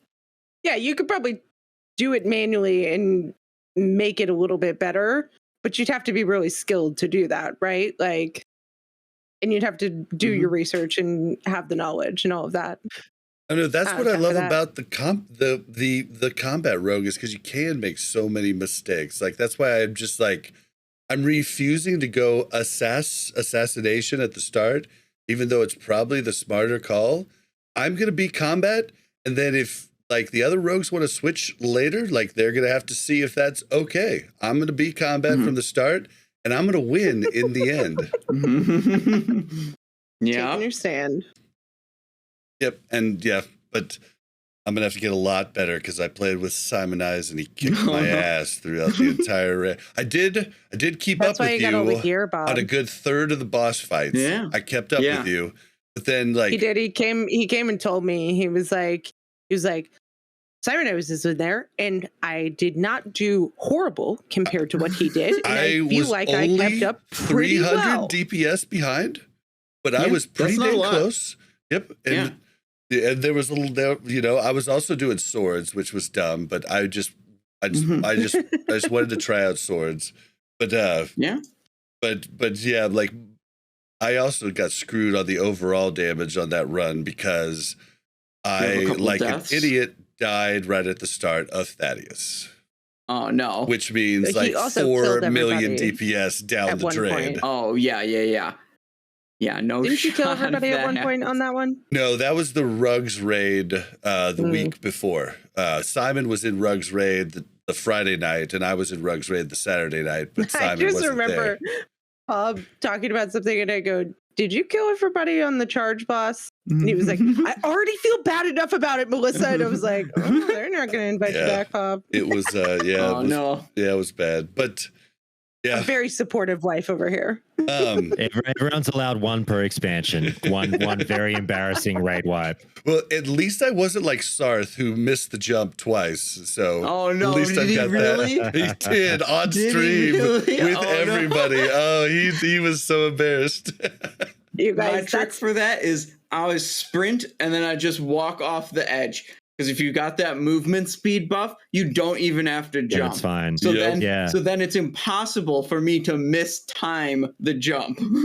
Yeah. Anybody else though? I'm guessing that wouldn't work with Pursuit of Justice though. That wouldn't be enough of a boost. I don't think it's enough. I'm sprint to 70% move speed. Yeah, you got to get it up to 88 miles per hour, right? Yeah. Right. See, like that type of mechanic, I feel like was WoW just being like, we're gonna fuck with people, right? Yeah, it's like, why is there so much stress about this one jump in a boss fight that could totally derail you? Right? Like every time you'll see me on stream, I like line it up. I'm like, don't fuck this up. Like, I mean, it's like hilarious. Frogger.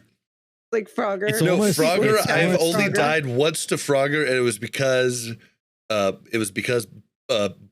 Butters freaking threw the freaking snowball at me and like got me. Pretty good. Oh, that was epic. I think the most stressful jump in the game is the Black Fathom Depths jump, where like you're not fighting anything, everyone's quiet, and you just got to jump from platform to platform at the start of the dungeon. Yeah, and if you fuck that up, it's just straight up embarrassing. Then everyone else waits for you as you swim all the way around slowly. You guys, I encountered this in our questing the other day because we were getting off the boat and I got off the boat too quickly. And, you know, there's like this little wedge. And then if you get off the boat too soon, you like go underneath the dock. And then I had to swim all the way under the dock and get back up on the dock. Oh, my God. Oh, is that I had this happen to me the other day. I'm not sure if this is what you just described. The one at Booty Bay. Like every day something dumb happens to me that I'm like, I didn't know that was a thing. So like at Booty Bay, if you stand at the very edge of the dock and wait for the boats actually have these huge fucking wingtips on them that have collision. And so they knock you off the pier. Oh, no. Very tip. And then you fucking have to swim all the way around to the ramp at Booty Bay. And you can't get there in time to get the boat. And you don't get the boat. You miss the boat. Yeah. It happened to me the other day. I nearly threw my monitor out the window. I was like, oh my God. Oh, that's hilarious. I would have lost it. I would have lost it. Oh, man. All right. Well, going on to the next, I feel like we should skip this next one unless you guys really want to talk about it just due to time. The Datamined stuff for the gear and items you're going to get for the past. I feel like Josh wants to talk about this. Look, I mean, I was going to say it just depends how long you want to go on about it. I mean, you go ahead. We could probably, I could probably do the short version in 30 seconds and say, look, shock horror. Who could have seen this coming? The foundation is being laid maybe for more cash shop items being added in Wrath Classic. Now, look, I'm on the record for many years now saying I have no personal drama with cosmetic items being available for cash in an MMORPG. Now, some WoW players are really bent out of shape by this. It became really cool to rally against Blizzard. And yes, Blizzard is an absolutely, greedy company at times. And they took away our /spit macro. Because of this. They're just, I think it's more, if it was any other company selling cosmetic items in an MMORPG, people wouldn't say a fucking word. But because it's Blizzard, we bring out the pitchforks and torches. Look, why is that? Is that because we want Blizzard to be this idealistic gaming company that isn't actually a business? Because let's be real. No, it's because the Dark Portal Hearthstone is annoying looking, and I don't want it in my game. I want to be able to toggle that shit off. Like, that's not it's because World of Warcraft is more than just a hobby to so many people, and to me, anything will boil people's blood. Which is fine. I'm not saying it's I'm not saying that's invalid to feel that way, but that's just how it is. People are very, very, very passionate about this game to the point that sometimes we do throw away rational thought and just go about anything. But like, that's okay. Whether you're for or against cosmetics, it does look like maybe something is coming. I don't care if it comes or not. I'm not going to buy a fucking thing.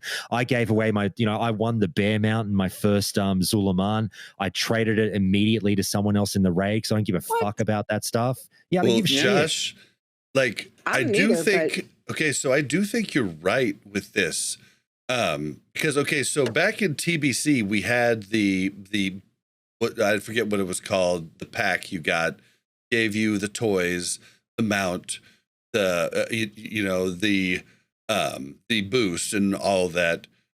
But this looks like with the amount of different toys and things that are in this data mine, it looks like way more than you would get for that little bundle. It looks like there might be separate things in the shop, just like retail, and that's what I think scares a lot of people. I do not care if they give, like Josh said, cosmetic things. If you give a weapon or you give something that's going to make a player have an advantage, that's where I would draw the line, right? But cosmetic items, I don't give a fuck. Mel, I want to get your take on this one because, like, this is the answer that nobody wants to hear, but Blizzard would be fucking stupid not to do this. They 100% they would be stupid not to do this. And I'm sorry, it's a business, right? And the only reason they do things like this is because historically they have had a reaction to them, which is netted a profit, right? So they're going to do it because they've time invested to get these little things into the game is minimal and people will pay money for it. And if people pay money for it, they're idiots not to do it. And we're idiots to be opposed to it in all reality, because us being opposed to it means Blizzard makes less money, which means Classic gets less attention, right? And I'm sorry, like that's the reality. Fine to be upset. It's fine to be upset about, like, I get that people get upset that Blizzard makes easy money this way when they don't feel the money goes back into the game and the game is like, not well curated. That's totally fine to feel that way. I hear you. Please believe me. But I still understand why Blizzard sells cosmetics and why it's, still an okay revenue stream. But here's the real, and sorry, this is where I thought that the meat of the conversation was, Bob, rather than sort of skimming over this one. But like, you think about the hypothetical situations and how far they could go with this one. And the true argument is like the elephant in the room that is something like the Spectral Tiger mount. And like, I kind of want them to do it because I like to watch the world burn. If they drop that Spectral, no, in all fucking seriousness, if they drop that Spectral Tiger mount in the shop for like fucking $299, like $300 for that fucking mount, number one, not only would a fuckload of people buy it, but number two, the fucking Reddit. So I'm swearing so much. I'm not even drinking. You've got me so worked up. I'm so sorry, guys. The conversations that would erupt on Reddit and the forums, I would just pour myself the biggest drink and just like, oh my God, it would be an afternoon of just what a day, yeah. Yeah, no, I mean, I feel you. I think that it's, and again, you can get mad at Blizzard, but in all reality, if nobody bought it, Blizzard wouldn't do it. And that is the reality of the situation, is that people will buy it. People playing the fucking game will buy it. And that's just what's going to happen. And that's why Blizzard's doing it. If people didn't buy it, Blizzard wouldn't do it. So don't necessarily blame Blizzard. Sure, they're the ones dangling the bait in front of the fish, right? But at the same time, we're biting. And that's just, we have to live with that. And yes, it might not all be going back into our game, right? But we have enjoyed Blizzard games, or at least WoW, for a long time.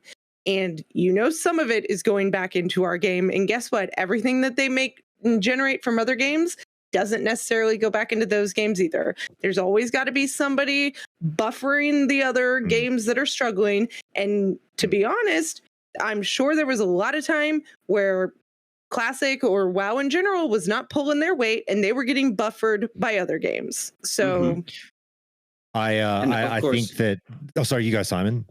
I mean, there always needs to be enough of the revenue, allotted to Bobby Kotick's next yacht as well, obviously. Yeah, I said the other day, fucking Bobby's 200-footer that he's got parked off the coast of Monaco, that ship has crew, people. They need to eat.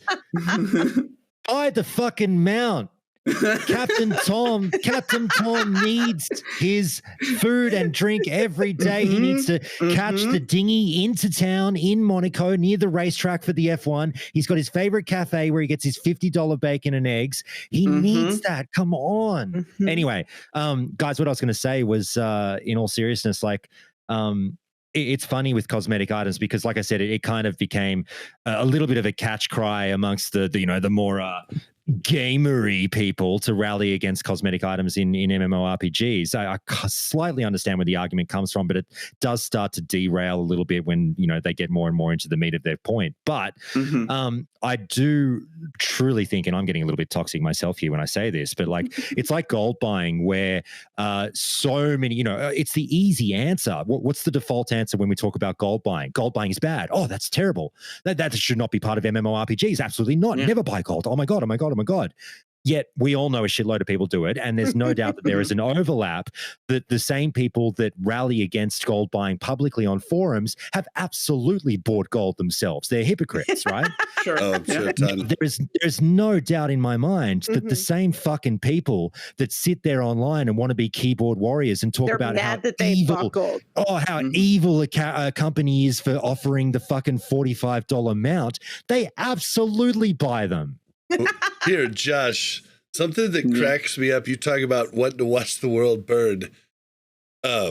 When I was watching Holly and they said that they weren't going to do random dungeon finder, I literally laughed out loud because I was like, the nerd rage is going to go through the roof and this is going to be so much fun to watch. And literally it did. I mean, even our own Yip lost his mind on the show talking about it. Everybody was so mad, but I think the hate for the shop in retail and the mounts and stuff is because retail didn't listen to the player base and literally just the game would be broken on launch, but they'd have a ton of mounts that you could buy. Yeah. And they were just pissed because the game wasn't doing good, and I think that's where people get mad. And I totally get that. It's lazy money from a developer that is not fucking paying the love and attention to your game as they should be. I totally understand that aspect of the argument. The problem is then you ask people, all right, if all of you playing this game are so unhappy with Blizzard, then vote with your wallets. Problem is their wallets vote in the opposite direction. Yep. And here we are. Yeah. So it's funny because you talk about the thing with Holly. Sorry, I'm speaking a million miles an hour. You talk about the thing with Holly and then the random dungeon finder announcement. I'm not going to get into random dungeon finder. Don't worry about that.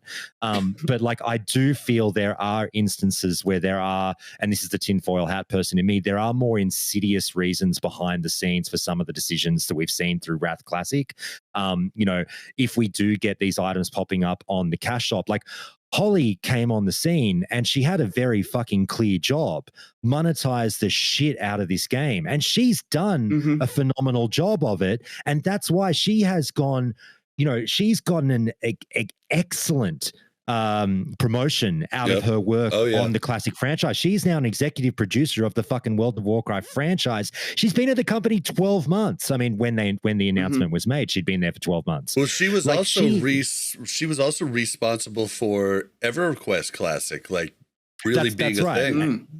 And the monetization behind all of that. Yeah. Here's the thing, guys, though, is they may have came in and said, hey, you have to make this amount of money or we're shutting you down, right? Because that's a very real perspective of a business, especially a business that's trying to sell, is that if you don't show us this profit margin, you don't show us this net income that we're going to be making off of you, we're shutting you down because all you are is a weight on our community and a weight on our business and a weight on our profit that we're going to make from this sale. And so in all reality, you guys may hate the fact that they're selling mounts, that they're doing all of this, but that money from people that are playing with you could help save what we want to see going forward. Yeah, we do need them to make money. Yes. Yep. And they made money prior to being in Activision. We just didn't see that, and so we don't know as much as we know now. And so now it makes people mad when they see the quarterly reports, and they're like, oh, well, they made more this, time, but they laid off this amount of people. But we don't know everything that goes into what they had to do to make those decisions.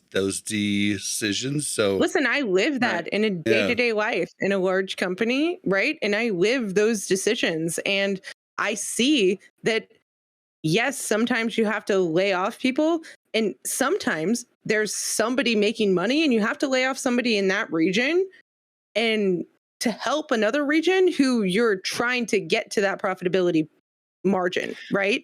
Whereas they're not there yet, but they're going to get there.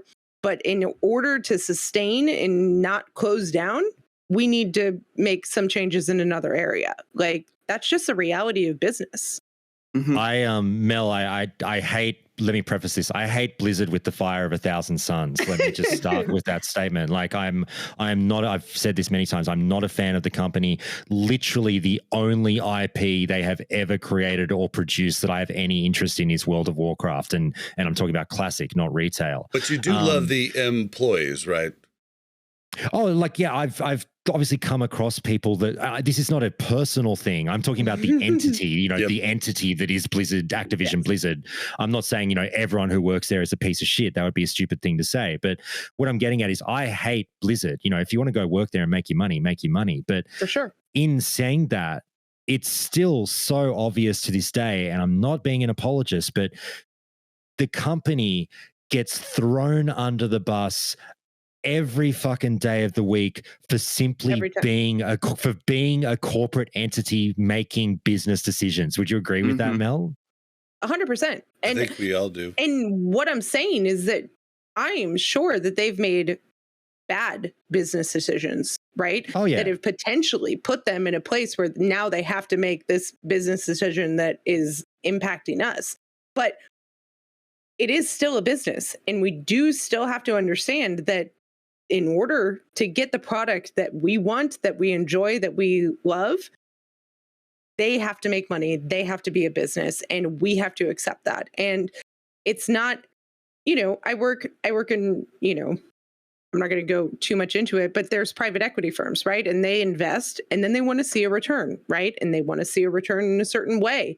And if you can't at least forecast how that return's going to come, and that return is only going to come, and you can only forecast so many new subscribers adding to that, and if you forecast new subscribers adding to that and you want to increase that, like, that's the ideal, right? Like, they increase the people that they bring on and they develop new content, and then more people subscribe. That's ideal. That's realistically not going to happen in the next 3 months, 6 months, which is what they're looking at. They're looking quarter to quarter, right? Like, what can you do for us by the end of next quarter? And sometimes those involve annoying, founded terminations. And that sucks. And I would hate to be in that room making those decisions. But Blizzard is Blizzard, and we like World of Warcraft. And I would like them to continue to allow us to play it. Okay. Well, yep. I mean, I'm glad I didn't skip that. So yeah, sorry about that, Bob. Oh, no. It was, it was good. I thought you might have some thoughts on that. So that's why I asked rather than just skipping. So glad I asked. Okay. So the last thing is a little meaty, but like, we'll see how much everybody wants to talk about. So there's been the developer notes, and there's a few things that have been clarified.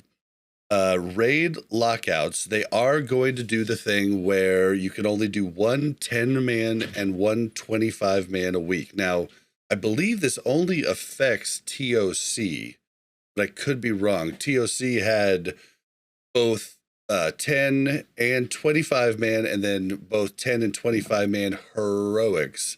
And this is actually what burnt me out originally and had me actually quit before ICC came out, was doing these raids four times a week.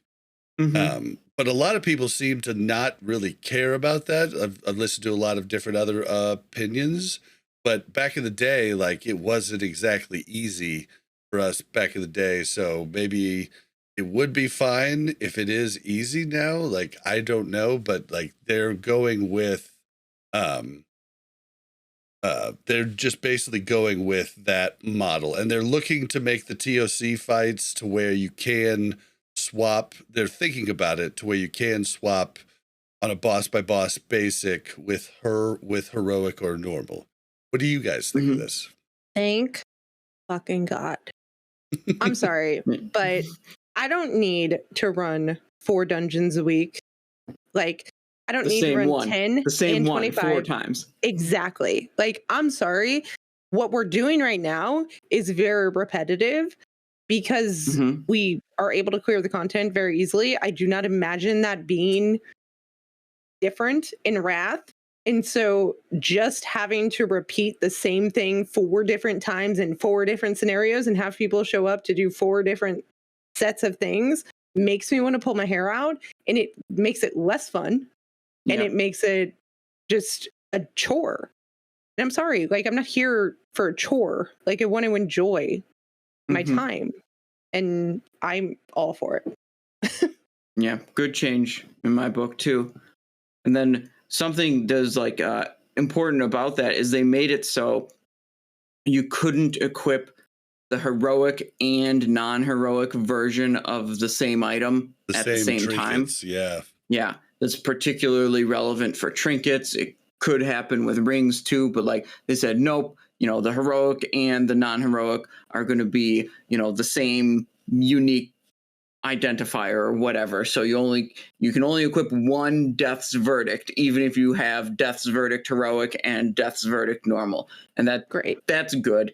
I think it just seemed lame if like your 2 best trinkets were 2 different versions of the same trinket. It's just like lame. You could get the hard one.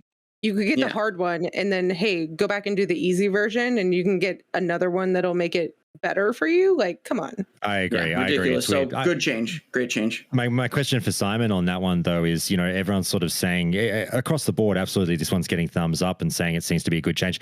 I fucked up on my show and talked about it for 45 minutes as though there was a heroic version of Nax and Ulduar, which I didn't know there wasn't. But it's all good. This all seems to be fine. Everyone's okay with it. But like, it's the nerf in disguise for humans in PvP. Is that right, Simon, with the trinket thing that you just discussed? So like, I was kind of wondering, on the scale of 1 to 10, how much of a shadow nerf are we kind of talking about here now that the humans can't have 2 of the, heroic trinkets and then couple that up with will to survive and they're off to the races? Do you know what I mean? For PvP, I know it is kind of a big nerf for PvP. I'm not sure it's that big of a deal. I mean, you don't get 2 of the best trinkets, but you still get 2 damage dealing trinkets, right? Like, you just can't pick 2 of the same one. So like, your second trinket is a little bit worse than it would have been before this change. PvP, but not really my forte, but I would imagine that it's not that big a deal. I was in your camp. I said the same thing. I'm like, how much of a percentage change are we really talking here? Like, it's a very minor nerf. But yeah, some of my listeners seem to think it might be a little bit of a bigger deal than that. But yeah, I disagree. I'm with you. Yeah. It seems a lot of people really liked that stacking trinket thing. I don't like, and I guess lame. Like, it's trinkets. A lot of the trinkets in Wrath have cool and interesting. Well, okay, some of the trinkets in Wrath have cool and interesting effects. And like, if I'm just like, I don't know, it's just cool to have like 2 different, like in Ice Crown Citadel, you got your Deathbringer's Will that like transforms you into a Vrykul or a Tonka or a whatever. And then you've got your tiny abomination in a jar that builds up charges and then gives you extra attacks. And there's like a bunch of trinkets with neat effects. And like, if you just let me equip a heroic Deathbringer's Will and a non-heroic, Deathbringer's Will, I'd probably do that just because I'd do more damage, but then I'd be sad because like that it's lame. I think you'll see more creativity, right? Yeah, which is what we all want, right? We want to see more innovation, more creativity, and I think you'll get that by not allowing this one trinket that wasn't intended to be used in two spots, right? It was intended to help people who could just do regular and people who could just do heroic, right? Or just did heroic. I don't think Blizzard's intention was ever to have people running 4 separate instances of the same content. I think their thought process was likely they're going to choose one. They're going to do heroic or they're going to do regular, right? And then the min-maxers came in and were like, we're going to do all of them. So what do you got for that?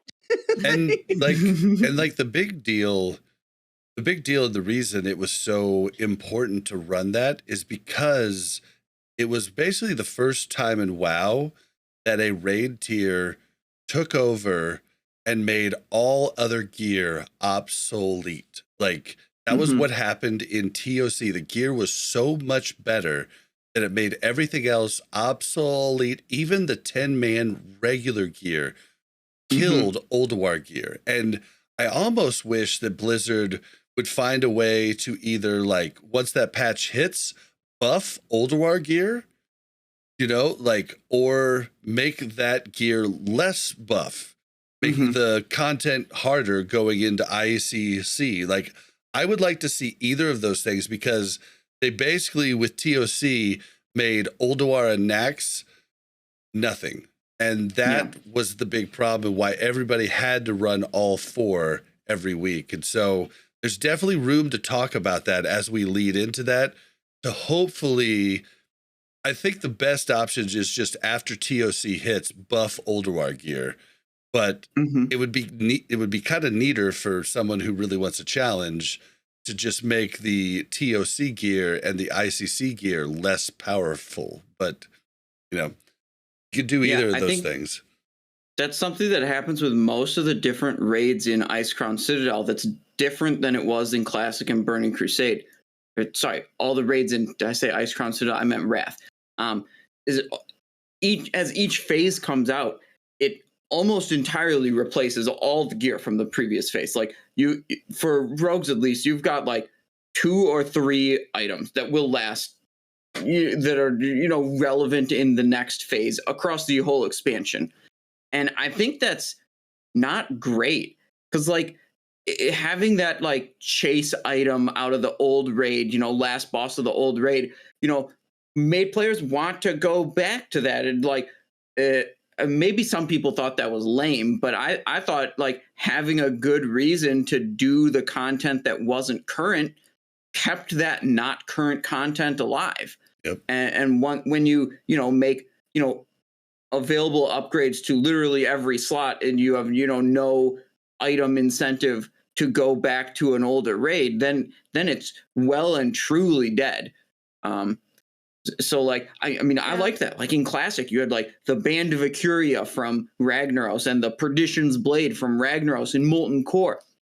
Neither of those items were replaced in Blackwing Lair. So people still want to do Molten Core. There's the Onslaught Girdle too. Onslaught Girdle never got replaced until next.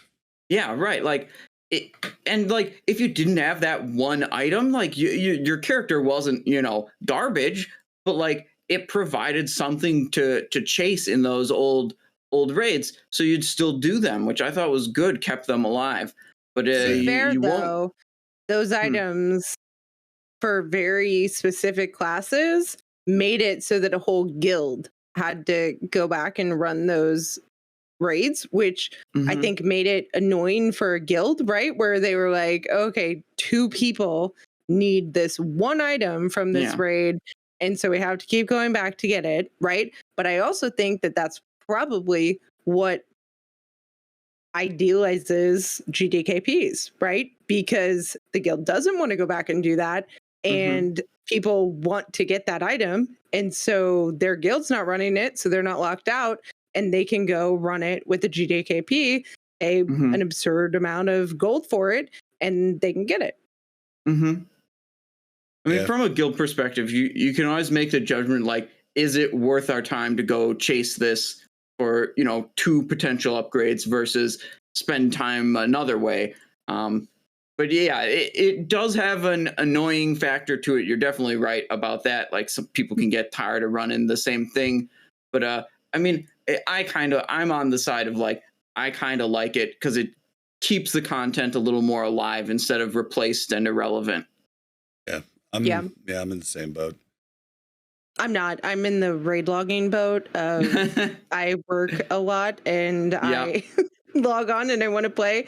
And if I'm not doing the current dungeon, I want to quest and do fun things that I want to do. And But I think that system's still built for you. There's still items that are good, like, it's just like when you take and you jump so far up with a gear set that it makes everything else irrelevant is where I think it's the problem. I think a raid logger that just does the current dungeon, the current raids, will be fine. Like, with the model that I'm talking about. In Wrath, that's just, like, almost entirely true because each phase does totally replace everything before. Like in the previous expansions, there were a handful of chase items that were relevant for multiple phases. That, like, some of them you could get by without. Other ones, like Dragonspine Trophy and Burning Crusade, it's like that's relevant all the way to the end, and is not just relevant, but like a big upgrade for melees compared to the next best thing. So that's definitely an annoying one. Yeah, I don't know if I want items that you like that you have to have, but I want it to be still relevant. Like, you have like a reason to go there, like your little band of Acuria that's a little bit better than the next best option. Yep. In Classic, those are good. All right, well, shout out to the hunter I played with that got DST in the first lockout and then quit 4 weeks later. Of course, that's how it always 100%. Goes. Of course. Hate him. The next thing, race and faction change. They weren't going to do faction and race change, but they decided to go ahead and do it. Yeah. I make jokes about, like, screw you, I've been human the entire time. It's time for me to shine in PvP. But honestly, I think this is probably a good change. What do you guys think? Yeah. Doesn't really impact me that much, but, like, I don't see it really hurting things much either. So let people do it, whatever. I am somewhat excited about it because I think that it may allow some people that want to play with friends that they've developed along the way, specifically like content creators that have kind of, developed relationships. And I feel like they're set in their, like, horde versus alliance, sides or something, and making a new character and working them up from scratch seems like just an arduous task. Just for us, this makes it so Def Camp, who was planning to make a new character and move his gold over, can actually just come play with us and just move his characters over. This is selfish for me, that I'm kind of excited that people may be allowed to just come play with the people that they've met and the people that they enjoy playing with. And I think some people that get to play with each other in beta and things like that, like, this gives them the opportunity to do that. I guess I'm a little worried about what it might do to the faction imbalance, but listen, at this point, I'm just over that. Like, the I feel faction like imbalanced. we're not going. We're not going to fix it. Let's not even try. Like, let's move on with our lives. Yep. God, if you thought I was unhinged before, now you've brought up this topic. Look, I don't want to bog us down. So I'll try and give you the cliff notes on what I think on this one. I went on a huge, loud, expletive-filled tirade on this one on my show. Look, let's first and foremost, let's start with this. Race change, no one cares. Fine, good thing, right? faction change. Here's where we get into the hairier topic, like you guys have sort of already alluded to. I feel like we have to divide it up into two kind of arguments, because we talk about faction changes in general. Good, give people options. There's no drama with that. That's fine. If we're talking about faction changes 15 years ago, who gives a fuck? It's fine. Faction changes in retail, whatever, I don't know. But faction changes in this environment of Classic can be problematic. Mel said she's a little bit worried about that. I share that sentiment. I'm a little bit worried about how the Classic player base in 2022 will engage with the faction change. Now, look, we can only wait and see what kind of shenanigans start up. But like, I can only give you one example, and people might say, well, that's just your server, Josh. Who gives a fuck about your server? But I gave the example on my show of, I play on the 40% on a 60-40 server.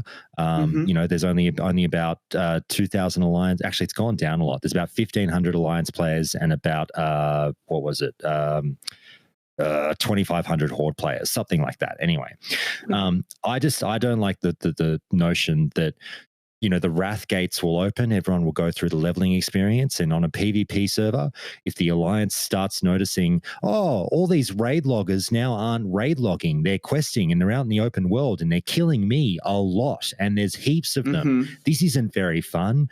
Then they could decide to change to the quote unquote winning team and just do the faction swap. Then that murders the Alliance on my server. Bye-bye. And then it becomes, Oceanic becomes one server Horde, one server Alliance, whatever. I'm just saying, like, there is potential for shenanigans there. So I'm not as crazy about it. But here's sort of what I'll say to that though, Josh, before you go on. You have a very unique scenario where you actually have a semi-balanced server, whereas the rest of us who have been gifted single faction population servers. It's not an issue. At this point, right? We weren't gifted. We were driven from our home and forced to pay hundreds of dollars, thousands from our guild to move to Benediction. No, forced from our home. But I agree that this almost it more negatively impacts the more balanced servers, or potentially could. Which is what we want to keep in some essence, right? Yeah. Like that sucks. I think it's definitely more prone to hurt the servers that are currently closer to being balanced. There's no doubt about that. Yeah. Sorry, I don't know if you just heard me yell at my cat or not, but little bit. It's okay. Sorry about that. He's being naughty over here. So if you hear me scream out Elmo, it's not an homage to Sesame Street or whatever. But like, you're exactly right to bring that up, Mel. And like, I guess my point is more, yes, there's only 3 servers in the world left that have some semblance of faction balance. And so it's a concern for the promised land there. Yeah. It's a concern for the promised land that is very, very, not many servers anymore. But like, I agree that you're right. Most of the world doesn't have to care about this. But I would also suggest to you, in the hypothetical scenario that, let's say, all of our servers were still holding on to faction balance, or, 60-40 or something close to it, people would care a lot more about this, because the way in which we've engaged with server transfers, I think would be the same way in which people engage with faction transfers. And then we'd see servers fall like Rome as factions just go up and down and up and down. But like you say, because most have already fallen, not a concern. Great. Okay, whatever. The next part of the argument, though, becomes the timing of this thing. And this is where I get really, really bent out of shape. Why is this not being brought in on day one of Wrath Classic? Now, Blizzard will absolutely jump at the opportunity to, whether it's true or not, float out the following answer. These things take time. Video games don't just make themselves. Do you realize how much fucking coding and networking and programming goes into this? This is an undertaking, Josh. How could you dare suggest that it's that easy of a snap of the fingers to do this? Now, look, I don't know if that's true or not, but if this is a simple fix and Blizzard has elected not to bring it in on day one of Wrath Classic, then we all know why that's happening.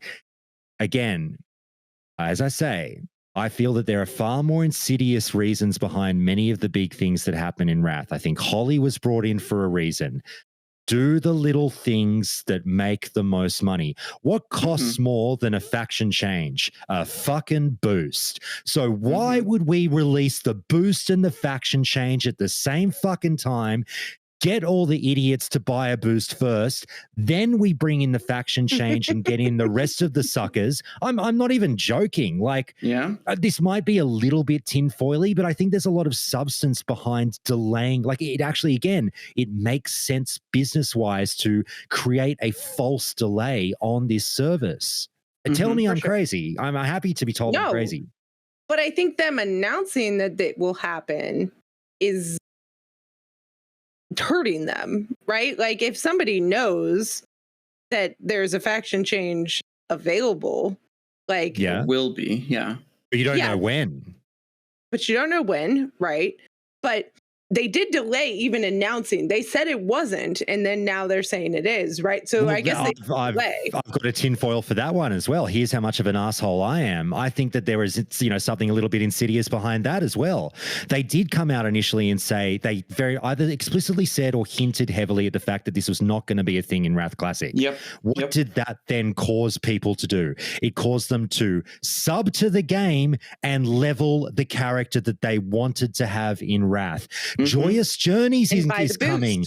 Oh, wonderful. I'll either buy a boost that I hadn't bought already because I now want to be Alliance instead of Horde for Wrath Classic. So I've either bought the 58 boost because I want to do that, or I'll just, level it up naturally because I've already spent my money on a 58 boost, or, I want to make the most of Joyous Journeys and I'll just do that. So you get a little bit of extra sub money there, whether or not that's a thing or not. They might have been subbed already. I don't know. I might be clutching at straws here, but you create engagement in the game over the last couple of months. then you hit them with the like, guess what, guys? You're all coming back for pre-patch anyway. We've decided to give you a faction transfer, just not now. It all maximizes the bottom line. It does, and this is where I feel like I get to the point where it's like business over gameplay, right? Where go ahead, open your shop, do your other things, right? I am not opposed to the faction transfer because of what it means for me. But I get in the principle, if I was on a faction balanced server, if I was still on Whitemane at its peak where we were balanced, I would be pissed, right? I'd be like, oh, hell no. You get out of here with your faction balance shit. And let me keep my thing. But I feel like we get to this point where now they're crossing the boundary of allowing paid beneficial things to them versus paid beneficial or detrimental things to the community. And I think that is a very slippery slope. Oh, 100%. If it starts, this is the thing. Cosmetics are all fun and everything, and I'll go to bat for any business doing that. It doesn't hurt the game. When your paid services now start to hurt the game, we're having a different argument, baby, for sure. But then I'll also say this, and I really took Blizzard to task for this fucking tagline that Brian keeps throwing out there of play with your friends, play with your friends. If I fucking hear that one more time, I'm going to lose my shit because it's so baseless. It is so fucking baseless. Everyone is already playing with their friends. Let's just admit it. If you want to play with your friends so badly, you have bent over backwards to do what it takes to play with your friends in this game. If you're not playing with your friends right now and you have the option to, let's be honest, you don't want to play with them that bad. Just suck it up and accept it. No, it's the fucking cold hard reality of the situation. Absolutely. I mean, no. I've got very, very good friends of mine that that play WoW that I don't play with because whilst they're a great, I'll give you an example. Hunk, who's on my show all the time, we have beers every second night. He's a great mate of mine. I don't play WoW with him because at the end of the day, I've decided that my situation is fine and I don't need to play WoW with Hunk to solidify the friendship or anything like that. It's just a decision that I have made, right? So like if you aren't playing with them now, let's be honest, you probably don't want to. So yeah, fuck Blizzard consistently rolling out the play with your friends bullshit. But here's the two things that fly in the face of each other that no one is calling Blizzard out on. The statement, play with your friends, coupled with but later, they don't work. You know what I mean? So what the fuck are you doing? Yeah, I mean, it's ridiculous because people just gonna they want to play with their friends and they want to play on the launch. That's the exciting time to play. 100%. And you're absolutely right. It just doesn't make sense. It's like, okay, but you can faction change, but later. Okay, well, that's not useful. If you want to play with your friends, you need the faction change at launch, at the time you actually want to be playing. Yep. It does not get you playing with your friends. 3 months. If it's phase 2, mate, my friend is now level 80 and in, phase 1 bis. He's made other friends at this point. Yeah, he's made other friends. Like, I can't get a spot in his raid. Yeah, that's the thing, is they've made other friends. You need to play with your friends at the beginning of an expansion, or you probably don't get to play with your friends. Because we've had friends that have transferred or made characters on our server, but guess what? They still can't play with us by the means of raiding or doing all of the things that we're doing, because without getting on a waiting list to get into the raid. Yeah. Which does happen. So they are full of shit. I mean, it does have people quit constantly, and you do get in the raid, but it is a waiting process, and you don't know, depending on that guild, you don't know when you're going to get in or get out. I swore, Josh, I was going to make you laugh with my prop here that I went and grabbed after you said tinfoil hat so many times. I appreciate it, but like, I'm not so convinced that this stuff is tinfoil. That's the thing. Like, there's a relatively common sense basis behind what I'm saying, but like, I just add the final point of like, it's just something that the only out for Blizzard, and I said this on my show, the only out that will get me to back the fuck off this argument is if you come out and show us the homework that this actually is a huge technical undertaking. We but then if you say that, here's the problem. Again, they have gone out of their way. Well, not out of their way, but they've dropped all the breadcrumbs over the last few months through interviews and whatnot. We make the jokes about the 2-man classic team, and obviously it's larger than that, but still it's a relatively small team. But we have been told the classic team is now, it's the WoW team. The World of Warcraft team works on classic. It's not just a small little team in a basement, like, the fucking, like in The Wire season 1, where all the degens are thrown in, the basement to do the detail that nobody wants to do. They can call on extra resources if shit hits the fan. So like, I refuse to believe that we're in a situation where, oh shit, we need to do faction transfers for Wrath Classic. They can't just turn around in their cubicles and tap Bobby, Sally, Timmy, Johnny, Mel. You five are on the code for faction transfers for the next 2 weeks. We need this in day 1 of Wrath.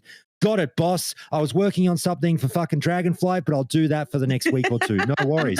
But that's what they've told us. It's so a larger team. So if you have the resources, don't fucking hit me with, oh, this is a really big technical undertaking that's actually going to take months. And if you're not a game dev, you just wouldn't get it. Yeah. Okay. Bob, can I complain at the fact that I can't use my bits, my watch points or whatever they are right now? I've got sounds and everything turned on the show. It just wouldn't make sense for the actual audio. I mean, you could just allow them for me. That's where everybody actually listens. So you could allow them for me, because I think I would input them at the right time. I don't think I can actually do that. I haven't paused. All right. So, okay. The next thing is mounts and achievements are going to continue to be character bound instead of account bound. Now, I don't know how you guys feel about this, but I feel pretty strongly it should be account bound. As an achievement hunter myself, this really makes me want to just play one character, and I think that kind of sucks. What do you guys think? As a person who really struggles to keep up with ults, I am fine with it, because I always do play one character, but yeah, I think it's stupid. I don't chase the achievements or the mounts too much. Like, I'll pick up 1 or 2 things that I think are cool. And so it doesn't really impact me that much whether this is character bound or account bound. Right, well, I think it's stupid in the fact that it just, like, why does it matter? Why would you make it character based? I could see achievements maybe, but mounts, like why limit that to characters and make people So mounts I get, to be honest. It's the mounts you get? It's the achievements. Like, I'm fine with my characters not having all my mounts as long as I have the achievement, like, and I can do those different achievements on different characters. Like, that's basically where I'm at. Like, I would like to do them on different characters, and this is was it account wide before? No, it became account wide later at some point. I don't know if it was in Cataclysm or in MOP, but early on, I remember distinctly being like, well, I'm not going to do this on my alt because I want the achievement on my main. And it's kind of a bummer. A weird tension, friction. Yeah, I think it's weird. I think it's weird that they didn't do it. I think it's a shame. If they did say they were going to do it, I don't know who complains. Yeah. Yeah, I don't see how it hurts. I wonder what hill are they dying on here? Like, why? Yeah. Like, is it just like that this is going to be extra work for them and they don't really care, and now they're going to follow the classic experience, role? More often than not, they just arrive at the fork-roads of a decision, and it's like, let's just pick what the majority of people don't want. Like, it's just I scratch my head. And like I said, I get mounts. Like, if you have the Zolomon Tiger, should you have that on every character? I don't know. I actually think that the mounts should be separate. I just feel like the achievements, like, you're wanting to fill up these boxes, and it really sucks to, like, jump on another character and be like, all right, now I have to do this on this too. Yeah. Maybe it makes you play more, but I don't know. Not that we live in this world anymore, but I know that back in the day it was the old link the achievement, bro, before I invite you to do this thing. Well, and we have to do that. And I know there are add-ons that fake it and everything now, but like, you can't link that achievement to be like, I know what I'm doing. Right. But at the same time, I could link you the achievement that I knew what I was doing on my priest, and I could come in on my rep pally and be like, joke's on you, because I have no fucking clue what I'm doing. Exactly. Because it's completely, like, true. That's something I've actually learned hardcore doing my warrior.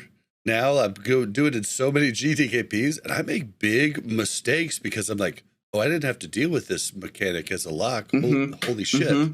Damn, I just fucked up big time.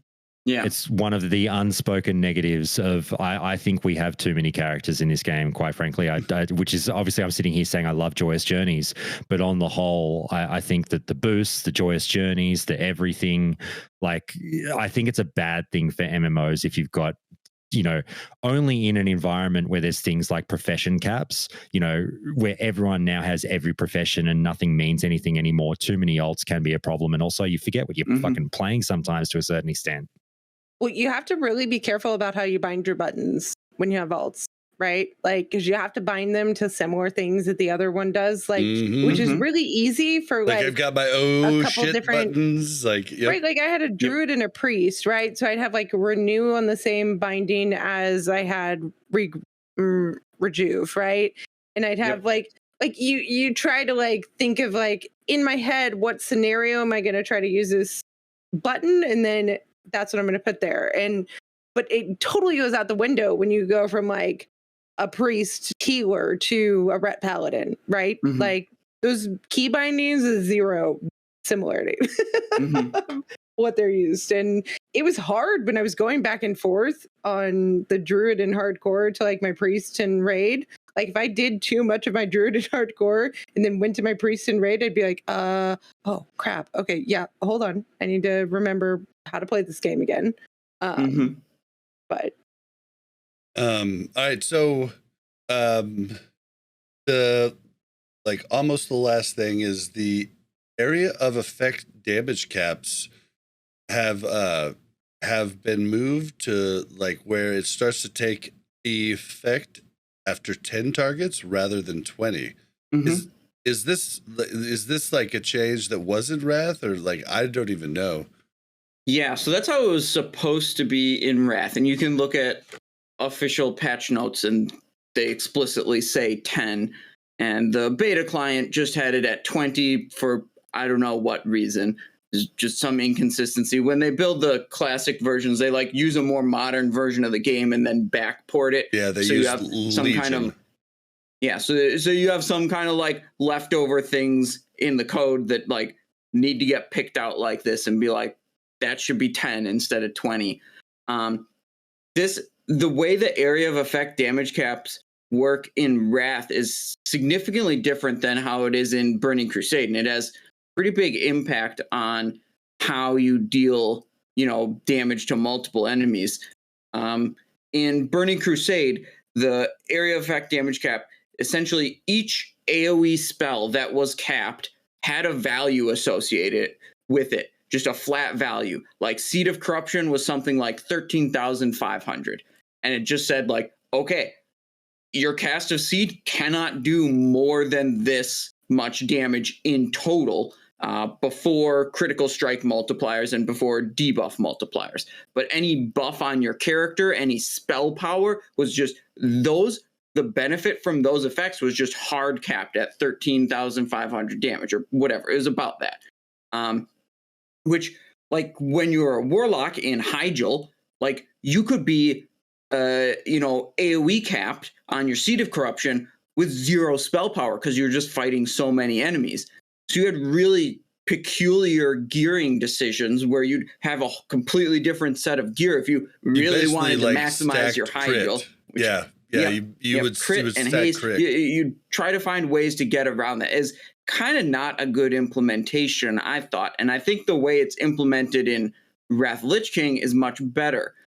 Basically, the damage cap works similarly, but instead of being a static number for each spell, it calculates how much that spell would deal to 10 targets and then uses that as the cap. So your spell power, your damage buffs on your character, they still increase the amount of damage you deal to 10 targets. So they're pushing that cap up for you. And your gearing isn't so drastically different and weird where like stats become valueless. So this is a much better implementation. So basically, like, you just calculate, how much would it do to 10 targets? And then if you're facing 15 targets, well, the damage per enemy is 10 divided by 15. So your total damage is still equal to the number that you would deal to 10 targets. It's good.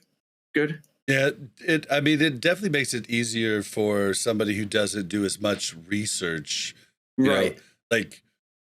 It's probably better on the like overall, but for people like me who do a ton of research, it's kind of cool to like, do more than other people because they just didn't look into it. So I guess it just kind of depends on which side of the coin you're on, I think generally making the game system simpler, as long as it doesn't, making the game system simpler and easier to understand is a good thing.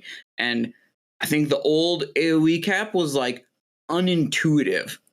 Like, why on earth would spell power not be a good stat when I'm dealing spell damage? Like, that doesn't make sense. Like, a normal player, like, what the hell? So I think, I mean, this is good because it's more intuitive and still kind of curbs the like super degenerate AoE fiesta a little bit. Gotcha. All right. So the last thing is the looking for group tools. They're still sitting there just saying they're not going to do looking for dungeon and the random dungeon finder. Yeah, they're trying to make this system better. I don't know about you, Simon, what you've had, but I don't think this system is great. They're putting in different things to like tell you, hey, if you're a rogue, you probably shouldn't sign up as a healer. But I mean, like, why can you even do that? Like, only tanks should be able to sign up as a tank if they're tank spec'd. Like, there's just a lot of problems with this, and I hope they really put some stipulations in because It's just really weird. Whenever I try to start a group, I don't know if you've started one, I just get constant, like, so-and-so wants to join your group. And I have to, like, and hover they haven't over messaged him. you yet. Yeah, and it's so weird.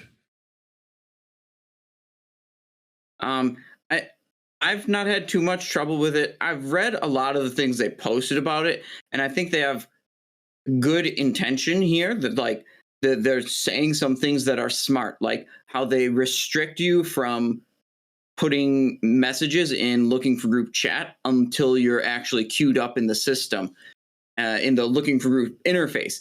And I think this is good. And I think the reason they said it was good was actually spot on. They said, part of the problem is forming groups is getting everyone in the same platform or the same channel to find each other. Because like if you segregate the player base, like some people are looking through chat messages, some are, looking through the LFG interface, some people are, using some other add-on. It separates the people. And then like maybe you have 2 damage dealers over here on this system and a healer over there and a tank over there, but they can't find each other. When everyone's together, you're much more able to find each other for a group. So like that's good. But like you said, there's still a lot of problems with this. And one thing that's super annoying is like you're looking at that looking for group interface, it doesn't update automatically. I know. You have to go and press this little update button, or else it'll just show you the same thing for half an hour. And that's completely ridiculous.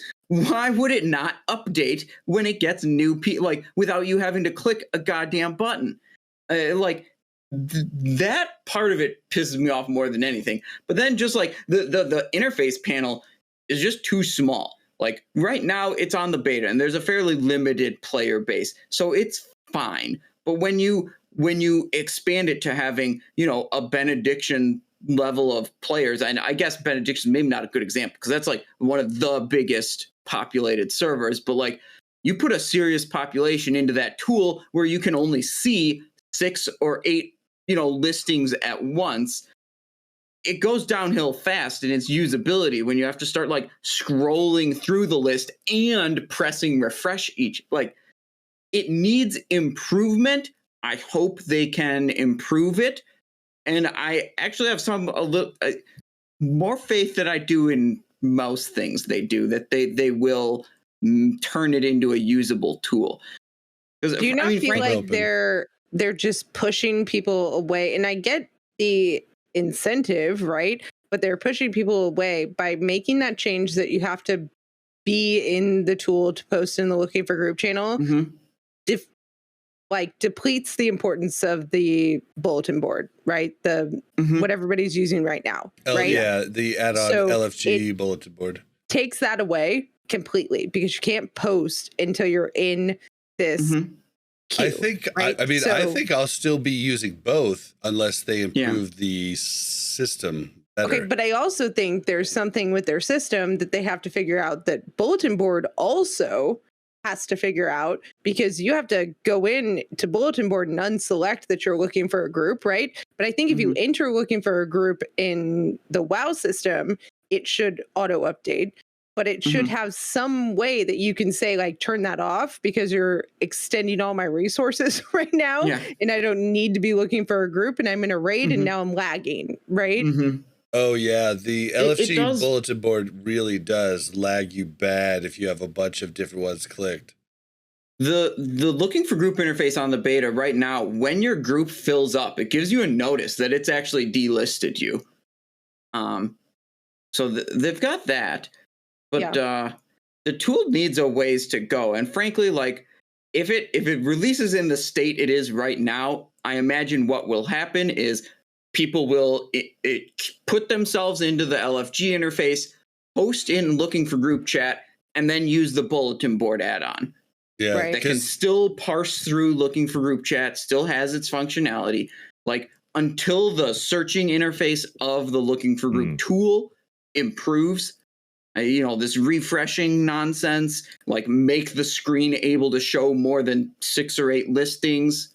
Until that To be improves, honest, it I think needs people to just still use improve Bulletin. before it's released, or else people are going to get stuck on using the add-on, and they're not going to go back. And then they're never going to switch. They're never going to switch back. This was my big thing. I will try and stay as level-headed as I can through this speech.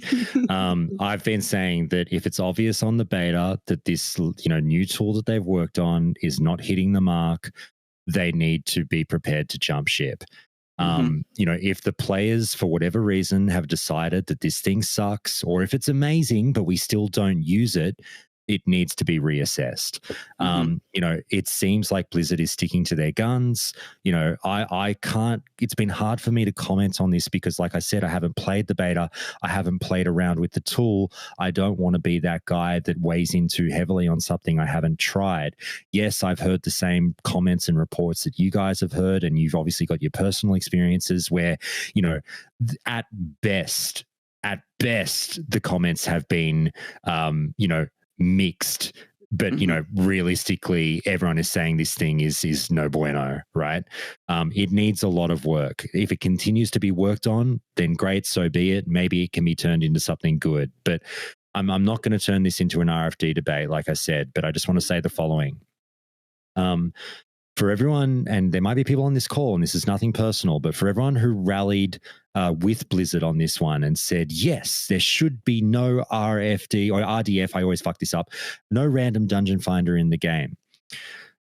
Well, they were both in. The first iteration was just looking for dungeon finder, and then random dungeon finder came as an after thing where you can get extra rewards from doing a random one. Right. So the tool in general is what I'm talking about. The thing that whisks you away and teleports you to a dungeon and automatically forms a group. If we, where are we going with this is kind of my question to challenge people with, where it's like, I really have fixated on a comment I saw the other day where it's like, I want to come back and ask people 6 months into Wrath if they're still having a great time with no, RDF or whatever in the game, and see if their opinions have changed at all. But then more importantly, take a step further than that.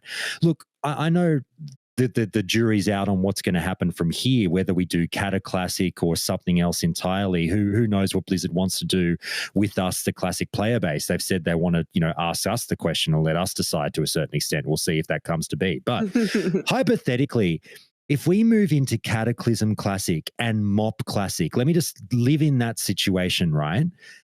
And we stick with this ethos of no random dungeon finder. We want it classic to be classic. We want to create social ties. We will never teleport you to a dungeon. We will never automatically fill a group for you. We believe this is what is so important and key to this franchise. How do you guys think players will feel about this decision in Cata and Mop? In all honesty, I'm asking that as an open question. I think the player base will start to deplete. To be honest, I think even the ones that are hardcore for it right now, and the ones that are like, whatever, I'll deal with it, or the ones that are like, I hate this, but I'm still going to play, I think those will start to fall off. And I think that if we don't, and this is where I get to the point of, I get it that I hate where retail's at right now, but the changes that they continue to make, you can't target one change as the catalyst of the end of days, right? There's not one thing that they did that was not backed by player buy-in. And RFD was backed by player buy-in. So Bob, what about you? Cata Classic without RDF, how do you feel about it? Well, okay, so first off, Cata, I did come back for, and I don't know where any of the dungeons are, so without random dungeon finder, I'm going to have to learn some new stuff. But where I go with this is, and I know anybody who listens to the show, I'm a broken record, I think Blizzard misunderstands the difference between looking for dungeon and looking for raid. Looking for raid, I believe, is disgusting. I think it's horrible. I think it's the worst thing to ever happen to World of of Warcraft. Like, that is the end. That is something you should have to work for. And if you're not cool talking with other people, it's an MMO. Looking or it's for GDKP. dungeon. We already have looking for raid. It's called GDKPs.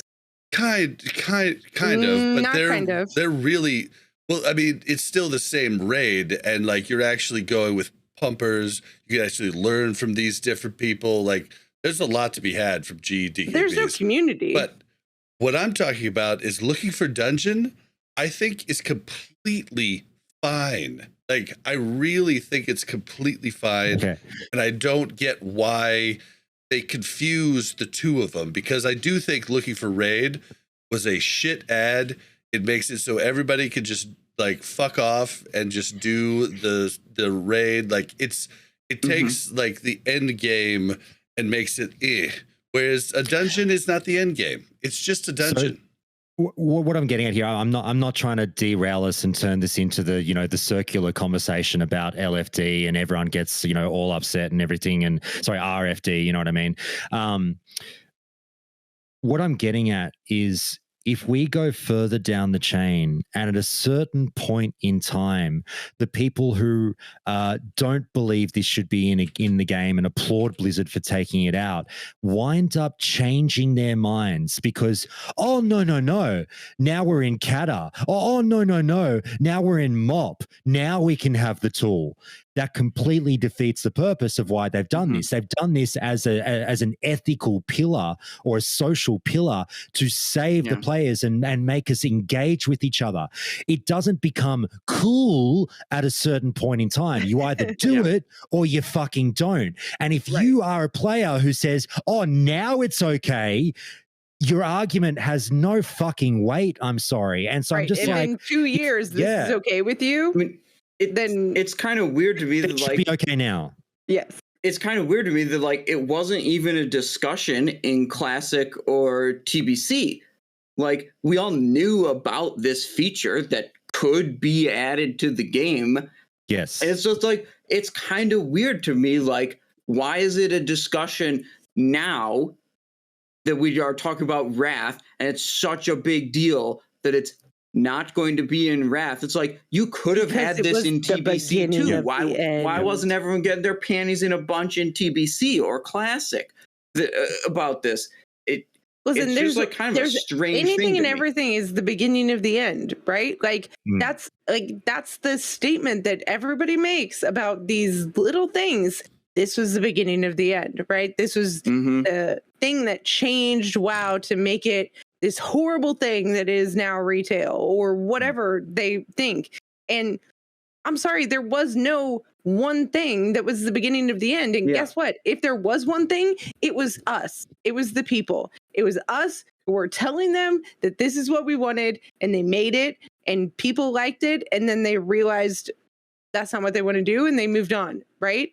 And now you look back and you say, oh, that's the thing that I hated. That's why I didn't want to do it. Right? Well, I mean, the only thing that I hated from looking for dungeon was just cross server.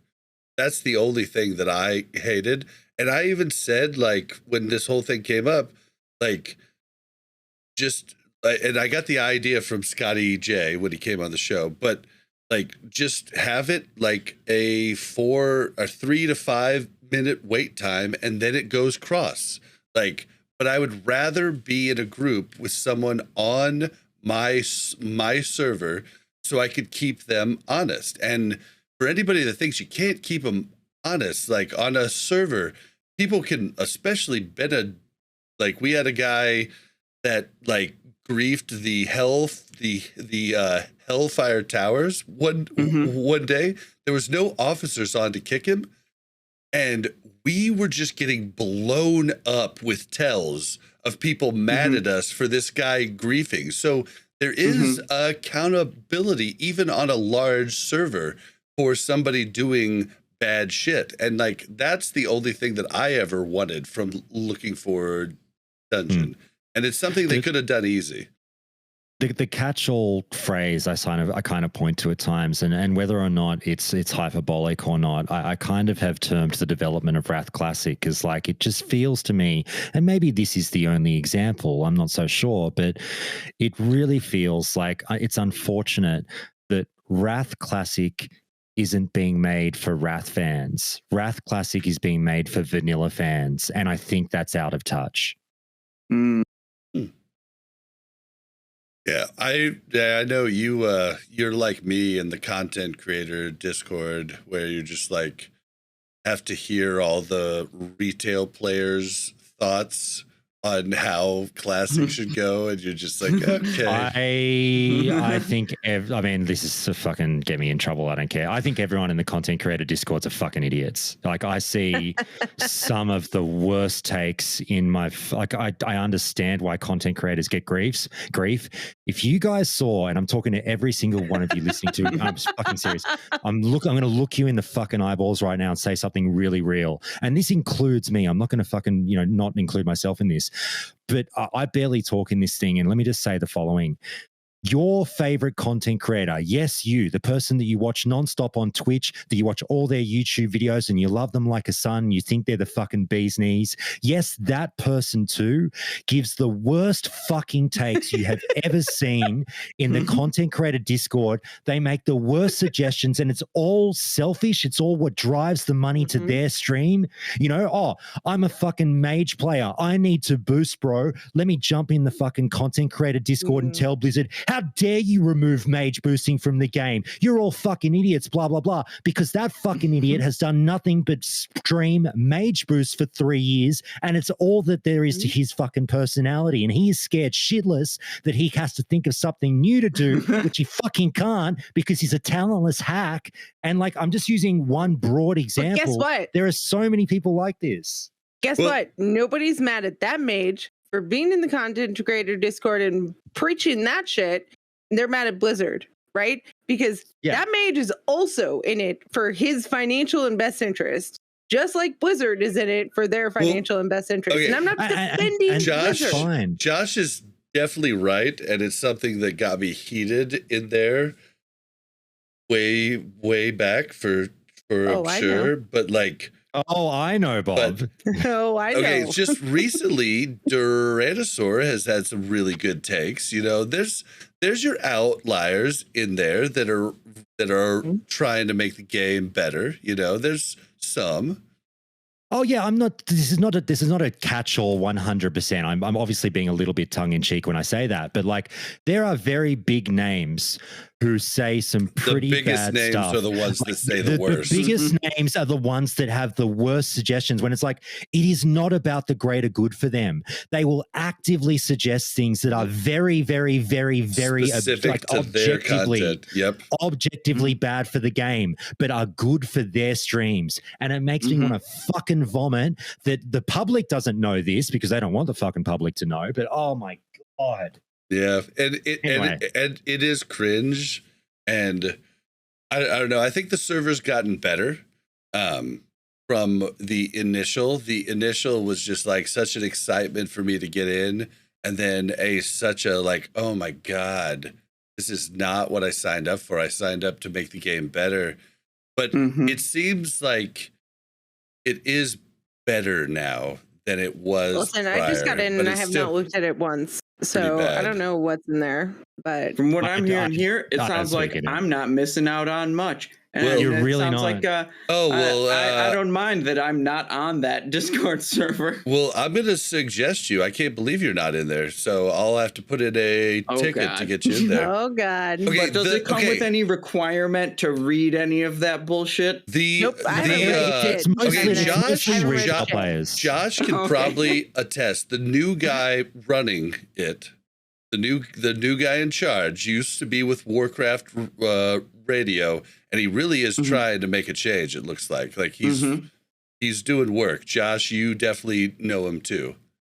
Yeah, I know Athelis, but what do you mean doing work in what way? Well, like, he's just trying to actually ask people questions and like actually take in their responses. Well, I mean, he's new on the job. Of course, he wants to come in guns blazing and impress people. I mean, that's what people do when they're new to a job. Yeah. Well, I mean, but like, I have a lot of faith in him because he was the creator of Warcraft Radio, and just I feel like he really cares, and so I'm excited to see what he does. We have high hopes. Let's say, because I tell you what, this is not like Athelas is a nice guy. It's more just like the only direction is up. You know what I mean? So, okay. Wow, you're really selling this. Oh, all right. Well, okay. The last thing on the list is for anybody that doesn't know, in Wrath, at some point, I don't remember which patch it was, but 2v2 arena and titles, like the 2v2 achievements and titles, were taken out of arena, and it was no longer a thing. So they're going to leave that in. They initially took it out because they couldn't, balance the classes, and there were certain classes that just dominated. Rogues, I'm sorry, but this is the year of the warriors. Like, they're good in every single twos comp, and what is this heartbeat resist? Yeah. So basically, a heartbeat resist is something that can, like, say a fear. It checks it, periodically after a certain amount of time to see if you resist it, and the fear stops. Oh, okay. They basically decided to take that out of our arenas completely, because when it did, it was pretty rare that it happened, but when it did happen, it was extremely huge for the party that had the heartbeat resist. So they're just trying to make the PvP in arena a little bit more straight up. And I mean, throughout Wrath, like, PvP arena gets completely changed in the fact that everything goes from what it used to be fears and stuns would have resist, where you would actually resist like a 5 button kidney shot. Now, none of that's in. If you have the proper hit cap, you're going to hit it, but some classes have like a 15% less time taken. So everything goes to time based, so you can really actually PvP better with less RNG, which a lot of PvPers enjoy. That makes sense. All right. Sure. All right. Well, anything last on anything that was on the dev notes? No, I think 3.5 hours we've really covered. I know. We've really killed it. Well, we're going to let Josh go. We're going to let Josh sign off. Josh, as you say on your show, do you have any shout outs that you'd like to do? Countdown to Classic, the best WoW Classic pod there is. Yeah. No, please. I'll shout down myself, because I'm like, this is why I don't voice my opinions on my show. You are my favorite pod, so. But I mean, I just hulk out and shout like a fucking unhinged lunatic when I go on other people's podcasts. It's been great. It's been great. But no, thank you so much for having me, guys. Simonize, it's been awesome catching up with you again, mate. It's always a pleasure. Absolutely. For sure, man. And Mel and Bob, huge shout out to you guys. Thank you so much for having me on the show, for everything that you do for the community as well. It's if I were to shout out anything, it would be, like I said, more of a PSA than anything else, guys. Look, I know I'm a weird player. I know I don't raid. I don't do the meta thing and everything, but like, just have this little seed get planted in your brain for the launch of Wrath of the Lich King. Challenge what you define as fun, and try and smell the roses. Take the time to go and do things you wouldn't ordinarily do that might be, the quote unquote waste of time. You just might be surprised along the way. Everyone, I've been hearing from a lot of players and friends of mine that they're going to chill out just a little bit more in Wrath. And I really think it's for the best. Like, it's a game, guys. Go have fun, please. All right. Those moments where you think you're wasting time will be the best memories. Absolutely. But yeah, thanks so much, guys. I'll see you later. All right, man. Take it easy, Josh. Josh. All right, Simon, this is the point I have to ask you. Are you still good to do the interview? Yeah, I could keep going for a bit. We could do a little more. All right. Oh, God. I'm so sorry. Yeah, I did not expect it to be as long as it's been. Long. Yep. Let me just change over this. I'll be splitting this into 2 separate episodes, like that episode, and then your interview will be a separate one. Let me just quickly. Thank you very much for checking out Warcraft Reloaded podcast. Make sure to like and subscribe and hit that bell so you don't miss any future content.